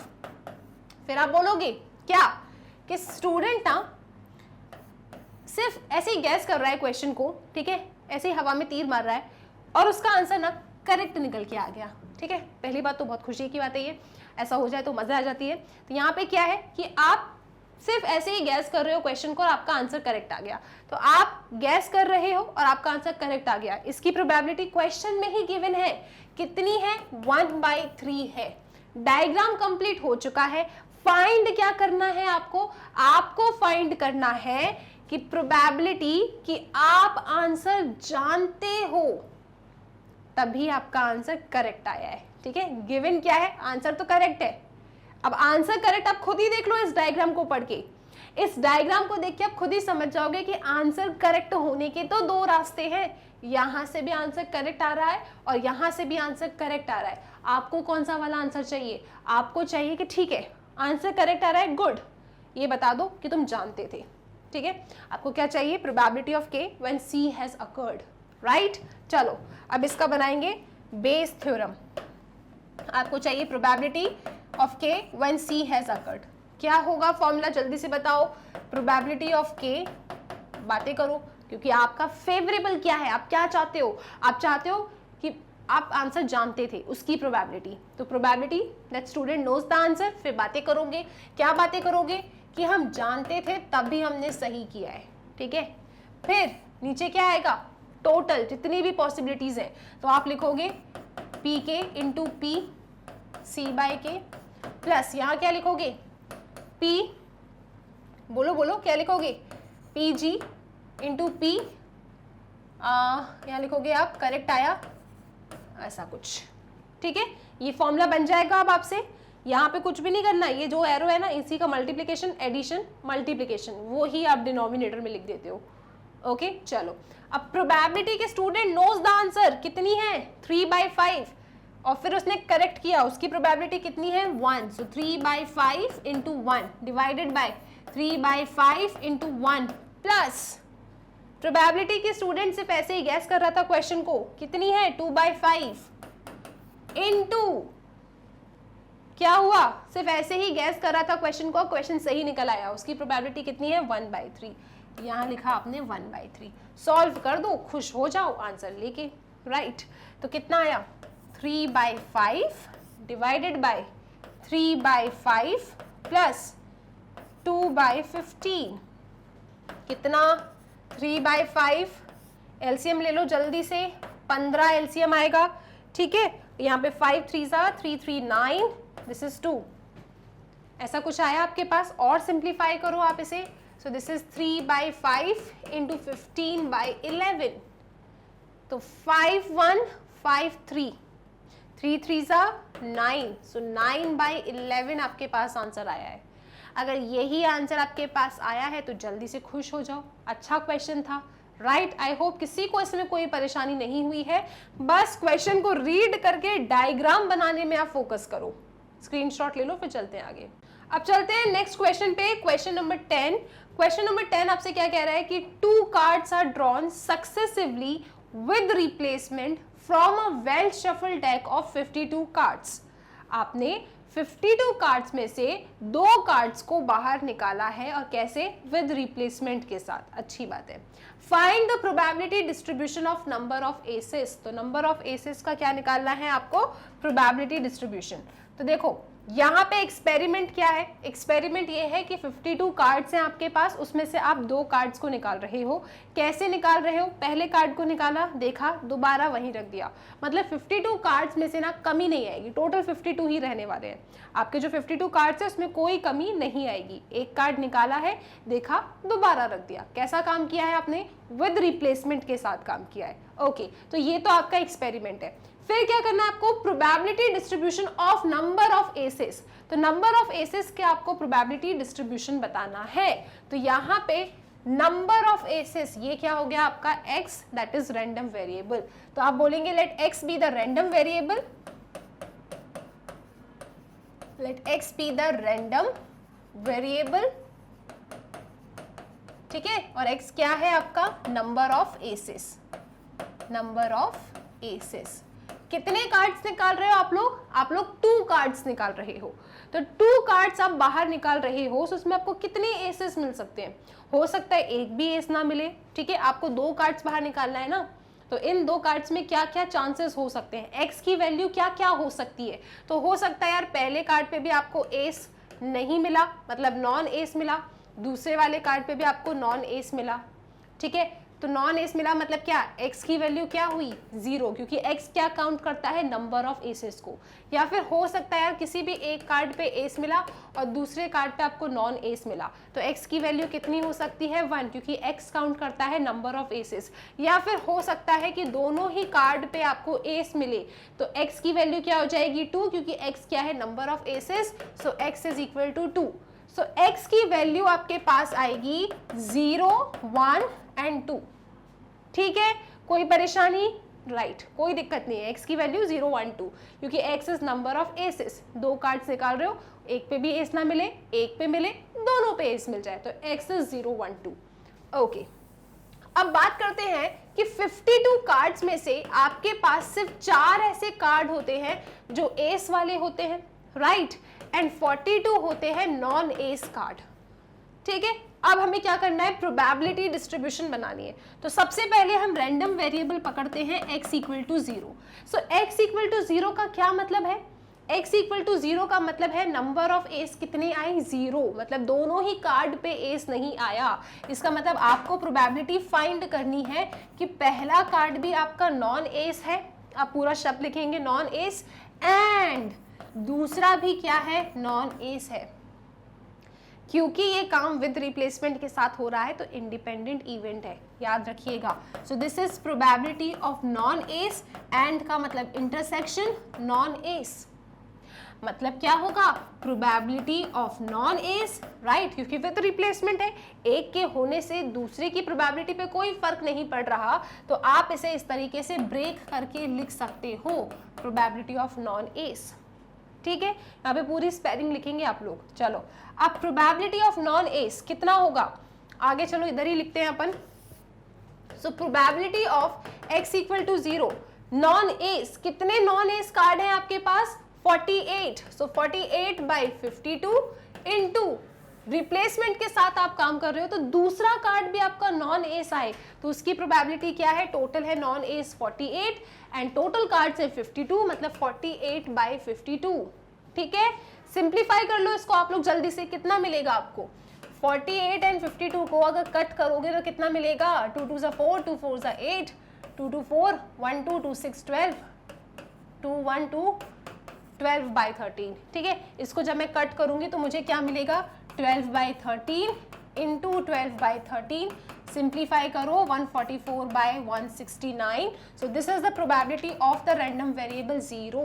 जब x आपका 0 होता है, मतलब एक भी एस नहीं आया, तो उसकी प्रोबेबिलिटी कितनी आ रही है, 144 बाय 169। आई होप कोई डाउट नहीं है। ऐसे ही आपको random variable x equal to 1 की प्रोबेबिलिटी निकालना है, तो आप यहाँ लिखेंगे probability of x equal to 1।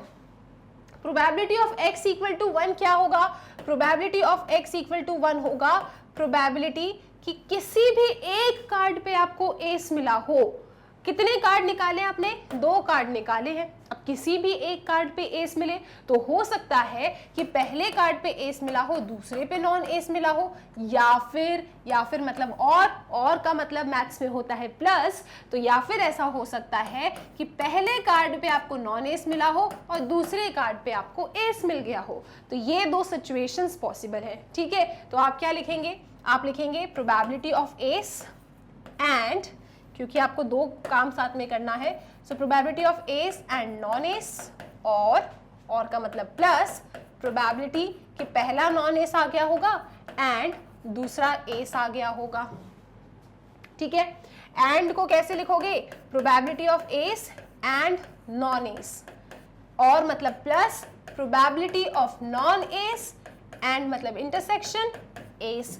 फिर कैसे लिखोगे, प्रोबेबिलिटी ऑफ एस, क्योंकि ये इंडिपेंडेंट इवेंट है, काम विद रिप्लेसमेंट के साथ हो रहा है, तो इंटरसेक्शन हटा के इनटू बना देना और यहाँ पे लिख देना इस तरीके से, probability of S into probability of non S plus probability of non S into probability of S. ठीक है जी, देख लो जल्दी से एक बार, सब ठीक, राइट। इंडिपेंडेंट इवेंट्स से ऑर्डर का ख्याल रखेंगे, इसलिए 2 केस बनाए मैंने यहाँ पे। अब प्रोबेबिलिटी ऑफ एस, कितने एस है 4, total 52, non S 48/52 plus non S की प्रोबेबिलिटी 48/52 इंटू एस की प्रोबेबिलिटी 4/52 है, तो सेम ही चीज ना, 2 बार लिखिए तो लिख दो ऐसे, 2 × 4 × 48 डिवाइडेड बाय 52 × 52। ठीक है, 48/52 कितना होता है 12/13। तो इसको जब मैंने कट किया तो मुझे यहाँ पे क्या मिला 12, यहाँ पे मिला 30। ठीक है, इसे कट करो 4 1 और यहाँ पे क्या 4 1 1 2 4 3 12, यहाँ पे भी मिला 13।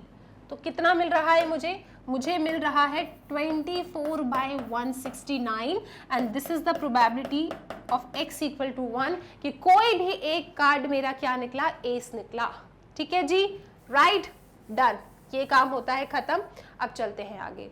नेक्स्ट आगे क्या चलना है आपको आगे चलना है कि प्रोबेबिलिटी कि आपके दोनों कार्ड कैसे आ गए, दोनों कार्ड आपके एस आ गए, x इक्वल टू 2।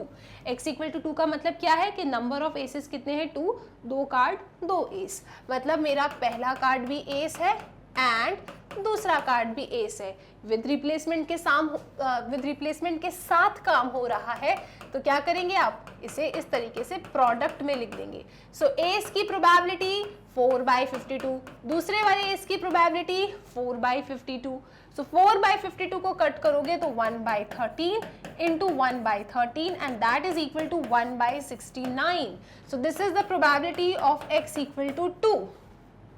ठीक, काम खत्म हो गया क्या? इतना करके आप आगे बढ़ गए तो मैं आपके हाफ मार्क्स कट कर लूंगी, क्योंकि प्रोबेबिलिटी डिस्ट्रीब्यूशन टेबल बनाओ, ठीक, वो इंपॉर्टेंट है। लास्ट में इतना काम करने के बाद टेबल भी जरूर बनाओ, क्योंकि प्रोबेबिलिटी डिस्ट्रीब्यूशन पूछ रहे हैं, टैबुलर फॉर्म में रिप्रेजेंट करके आया करो। सो this is x, this is p of x। मेरा x क्या क्या हो सकता है 0 1 एंड 2। x इक्वल टू 0 पे मुझे क्या प्रोबेबिलिटी मिली है, x इक्वल टू 0 पे मुझे प्रोबेबिलिटी मिली है 144/169। So this is 144/169। x equal to 1 पे मुझे कितनी प्रोबेबिलिटी मिली है 24/169। x इक्वल टू 2 पे कितनी प्रोबेबिलिटी मिली है 1/169। दैट्स इट, ये क्वेश्चन होता है खत्म। क्या कोई परेशानी? बहुत ही ज़्यादा आराम से आपने इस क्वेश्चन को सॉल्व कर दिया होगा, कैलकुलेशन भी कोई इतनी बड़ी नहीं थी इसमें, ठीक है। तो इसका स्क्रीनशॉट ले लो, फिर चलेंगे नेक्स्ट क्वेश्चन पे। सो आई होप आप इसका स्क्रीनशॉट ले चुके हैं। चलते हैं लास्ट क्वेश्चन पे, क्वेश्चन नंबर 11। एक बहुत ही ज़्यादा प्यारा क्वेश्चन था ये।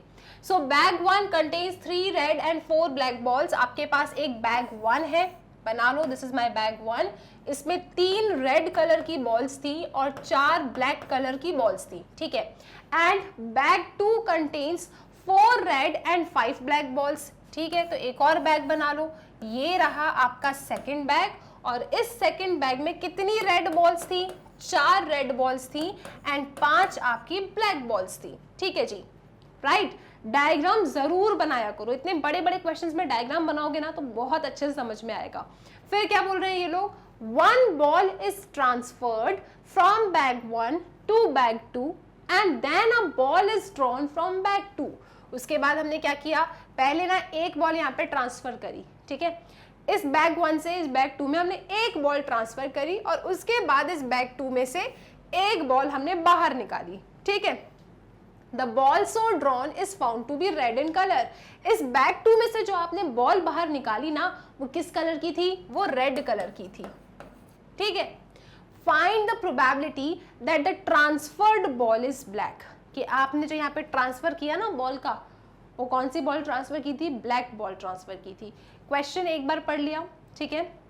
कहीं कहीं देखा देखा सा लग रहा होगा आपको ये क्वेश्चन, बिल्कुल miscellaneous exercise NCERT chapter 13 probability, वहीं से लिया है इस क्वेश्चन को, इंपॉर्टेंट था इसीलिए आपके सामने। सी यहाँ पे क्या हो रहा है ना, आपके पास 2 बैग्स हैं, बैग 1 बैग 2, दोनों में 2 कलर की बॉल्स हैं, रेड एंड ब्लैक। हम बैग 1 से एक बॉल ट्रांसफर कर रहे हैं। लेकिन हम आपको नहीं बता रहे कि हमने कौन सी बॉल ट्रांसफर करी। तो मतलब आपके पास दो रास्ते हैं। हो सकता है कि आपने बैग 1 से बैग 2 की तरफ जो बॉल ट्रांसफर करी, हो सकता है वो रेड कलर की बॉल ट्रांसफर करी हो, राइट?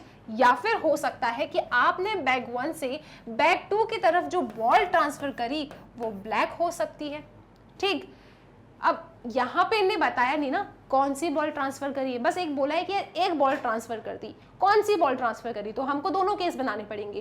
पहला केस कि हो सकता है कि हमने बैग 1 से बैग 2 की तरफ रेड बॉल ट्रांसफर करी, या फिर बैग 1 से बैग 2 की तरफ ब्लैक बॉल ट्रांसफर करी, ठीक है? लास्ट में लेकिन एक चीज आपको बता दी है, क्या? कि इस बैग में जो भी बॉल ट्रांसफर हो गई थी ना, उसके बाद हमने बॉल निकाली और वो बॉल किस कलर की आ रही है? रेड कलर की आ रही है। इतना इनने बस हमें बता दिया है, राइट? लास्ट में क्या पूछ रहे हैं फिर कि देखो रेड कलर की बॉल तो बाहर आ रही है, प्रोबेबिलिटी बता दो कि आपने जो बॉल ट्रांसफर की ना वो ब्लैक थी, इसकी क्या प्रोबेबिलिटी होगी, ये पूछ रहे हैं आपसे, ठीक है? तो कहीं ऐसा नहीं लग रहा है इस क्वेश्चन में कि एक इवेंट हो चुका है और पीछे के डायरेक्शन में जो इवेंट हुआ है उसकी प्रोबेबिलिटी पूछ रहे हैं? लग रहा है ना? कौन सी थ्योरम लगेगी? बेस थ्योरम लगेगी। सो बेस थ्योरम से आपका ये क्वेश्चन कंप्लीट होगा। अब बेस थ्योरम का क्वेश्चन हम मोस्टली वो एरो डायग्राम से बड़े प्यार से समझ जाते हैं ना। आ जाओ एरो डायग्राम बनाते हैं। तो यहाँ पे दो टाइप की एरोज बनेगी, ठीक है जी, एक ये रही एक ये रही। तो एक हम बोल रहे हैं कि ये जो बैग 1 था ना, उसमें से जो हमने बॉल ट्रांसफर करी दैट इज कौन सी कलर की? रेड कलर की। इवन हमने कह दिया कि हमने ना बैग 1 से रेड कलर की बॉल ट्रांसफर कराई, और E2 हमने कह दिया कि हमने बैग 1 में से कौन सी कलर की बॉल ट्रांसफर कराई? ब्लैक कलर की बॉल ट्रांसफर कराई। यहाँ पे मैं ये नहीं बना रही हूँ कि इवन मेरा बैग 1 को सिलेक्ट करने का इवेंट है, E2 मेरा बैग 2 को सिलेक्ट करने का इवेंट है, ये केस है ही नहीं यहाँ पे। यहाँ पे मेरा इवन क्या है कि रेड बॉल इज ट्रांसफर्ड। चलो इसे डिफाइन करते हैं तो ज्यादा अच्छा रहेगा। आप क्या कहेंगे यहाँ पे इस क्वेश्चन में? Let even be the event, okay, कि ट्रांसफर्ड बॉल, क्या लिखोगे? Transferred ball from bag 1 to bag 2 is red, ठीक है? जो आपने बॉल ट्रांसफर करी बैग 1 से बैग 2 में वो रेड कलर की थी, ये मेरा इवन इवेंट है। इसी प्रकार मेरा E2 इवेंट क्या है कि transferred ball from bag 1 to bag 2 is black, ठीक है जी।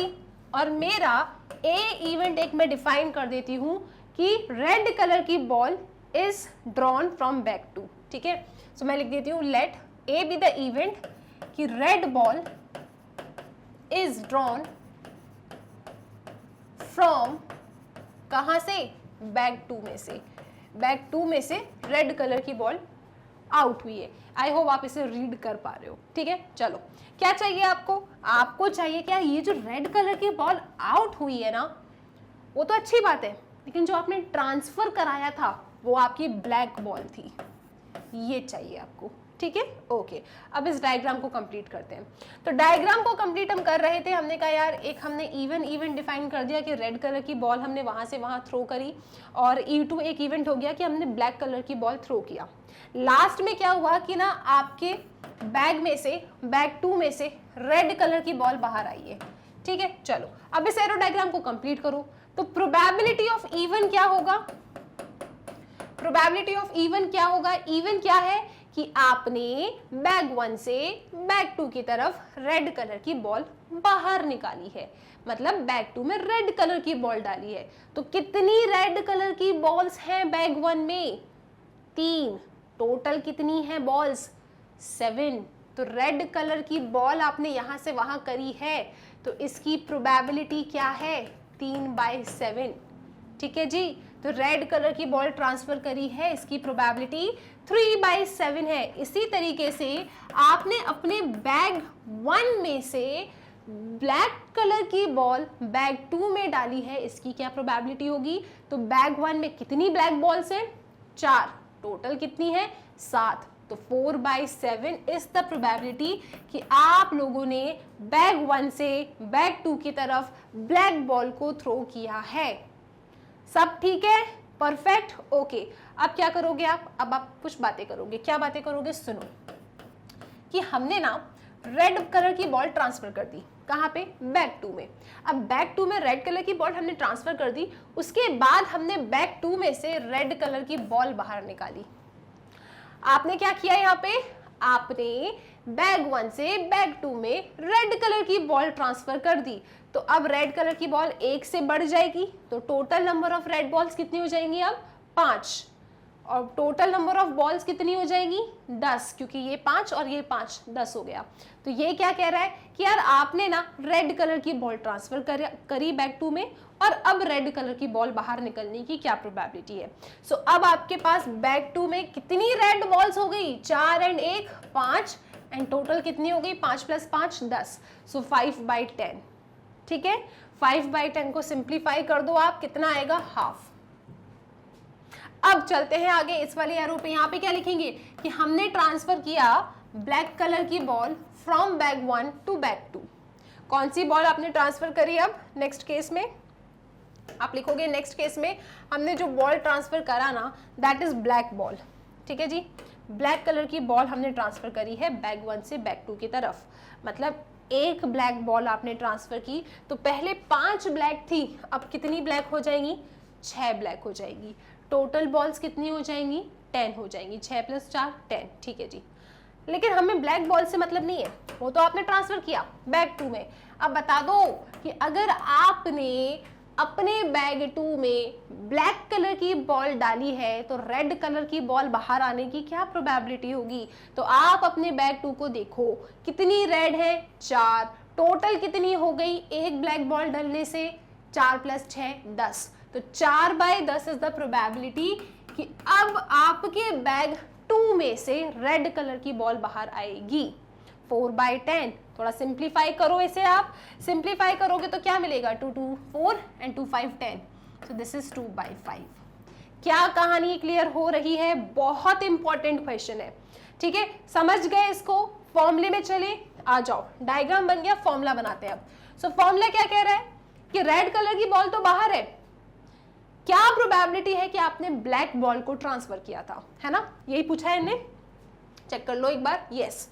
तो आप क्या कहोगे कि प्रोबेबिलिटी कि हमने ब्लैक बॉल को ट्रांसफर किया, फिर आप अपने आप से बातें करोगे कि अगर हमने ब्लैक बॉल को ट्रांसफर किया तो रेड बॉल बाहर आई, डिवाइडेड बाय क्या, जितने भी रास्ते हैं इनका मल्टीप्लिकेशन, एडिशन, इनका मल्टीप्लिकेशन। तो क्या लिखेंगे आप, प्रोबेबिलिटी कि हमने रेड बॉल ट्रांसफर करी थी, फिर बातें कर लेना कि अगर रेड बॉल ट्रांसफर करी तो रेड बॉल बाहर आई, प्लस दूसरा रास्ता कि हमने ब्लैक बॉल ट्रांसफर करी, फिर बातें करो, ब्लैक बॉल ट्रांसफर करी तो रेड बॉल बाहर आई, ठीक है। बस बातें करते करते बेस थ्योरम का फॉर्मूला बन गया। अब रख दो अब वैल्यूज, 4/7 इंटू 2/5, यहाँ पे लिखेंगे आप 4/7 इंटू 2/5 डिवाइडेड बाय क्या है आपके पास, 3/7 इंटू हाफ। एक काम करो ना, ऐसे कट नहीं कर रही, पूछो क्यों, अभी देखना क्या मस्त कैलकुलेशन हो जाएगी आपकी। यहाँ पे कितना आया था आपके पास, 5/10 था, राइट, 5/10 था, और यहाँ पे कितना आया था आपके पास, 4/10। बस इसको ना आप ऐसे लिखे रहने दो, कट मत करो, ठीक है जी। तो यहाँ पे कितना मिलेगा मुझे, दिस इज, चेक करने दो एक बार, कितना कितना है, 4/10, 4/10, ठीक है। चलो फिर यहाँ पे 3/7 इंटू 5/10, 3/7 इंटू 5/10 प्लस, सही है ना, प्लस क्या लिखोगे आप, 4/7 इंटू 4/10। देखो कैलकुलेशन इजी बनाना आपके हाथ में होता है। मैंने क्यों कट करने से मना किया, क्योंकि देखो मुझे अब यहाँ पे भी 70 70 एंड 70 मिल रहा है, तो मैं सारे 70s को कट कर दूंगी, ठीक है। कॉमन लिया 1/70 को नीचे ऊपर से एंड उन्हें कैंसिल आउट किया, तो मेरे पास जो बचता है दैट इज 4 4 16 डिवाइडेड बाय 3 5 15 4 4 16, तो कितना आ रहा है, this is 16, 6 5 11 31, 16/31, 16/31 is the correct answer of the given question. सबके अगर आ गए हैं यही आंसर तो अपने आप को वेरी गुड कहो। फुल मार्क्स अगर आपके इस टेस्ट में आए तो वो भी मुझे कमेंट सेक्शन में बताएंगे आप लोग कहाँ गलती करी थी। आई होप आप समझ गए होंगे, ठीक है। तो इसका स्क्रीनशॉट अच्छे से ले लो, फिर चलेंगे नेक्स्ट क्वेश्चन की तरफ, ठीक है। तो स्क्रीनशॉट ले ले, आ जाओ। अब सुनो, बहुत इंपॉर्टेंट था ये क्वेश्चन। जितने भी आपके मार्क्स आए हैं मुझे ज़रूर बताना, राइट। स्टूडेंट्स, आप लोग जानते हैं मैग्नेट ब्रेन्स की वेबसाइट है जिसे आप गूगल पे जाके magnetbrains.com डाल के सर्च कर सकते हो। तो जब आप सर्च करेंगे ना, आपके सामने किस टाइप का पेज ओपन होगा, आप लोग एक्सप्लोर करना टॉप कोर्सेज को। यहाँ पे आप अपने कोर्सेज देख सकते हैं। अगर आप सीबीएसई इंग्लिश मीडियम के स्टूडेंट हैं, यहाँ जाइए, क्लिक कर लेना आप, ठीक है। टर्म टू एग्जाम की जितनी भी प्ले लिस्ट है ना, वो आपको यहाँ अरेंज मिल जाएगी। टर्म टू एग्जाम पे आप क्लिक करो, सब कुछ आपके सामने यहाँ पे रखा है, ठीक है। तो आप जो भी पढ़ना चाहते हैं, क्लास 12th के वन शॉट रिविजन देखने हैं तो उस पर क्लिक कर देना। जितने भी सब्जेक्ट वाइज वन शॉट्स हैं वो सब आपको यहाँ अरेंज मिल जाएंगे। तो जिस भी चैप्टर को पढ़ना है बस उसके लिंक पे कर दो क्लिक एंड आप रेडी हैं पढ़ने के लिए। सो स्टूडेंट्स, पढ़ते रहिए मैग्नेट ब्रेन्स के साथ।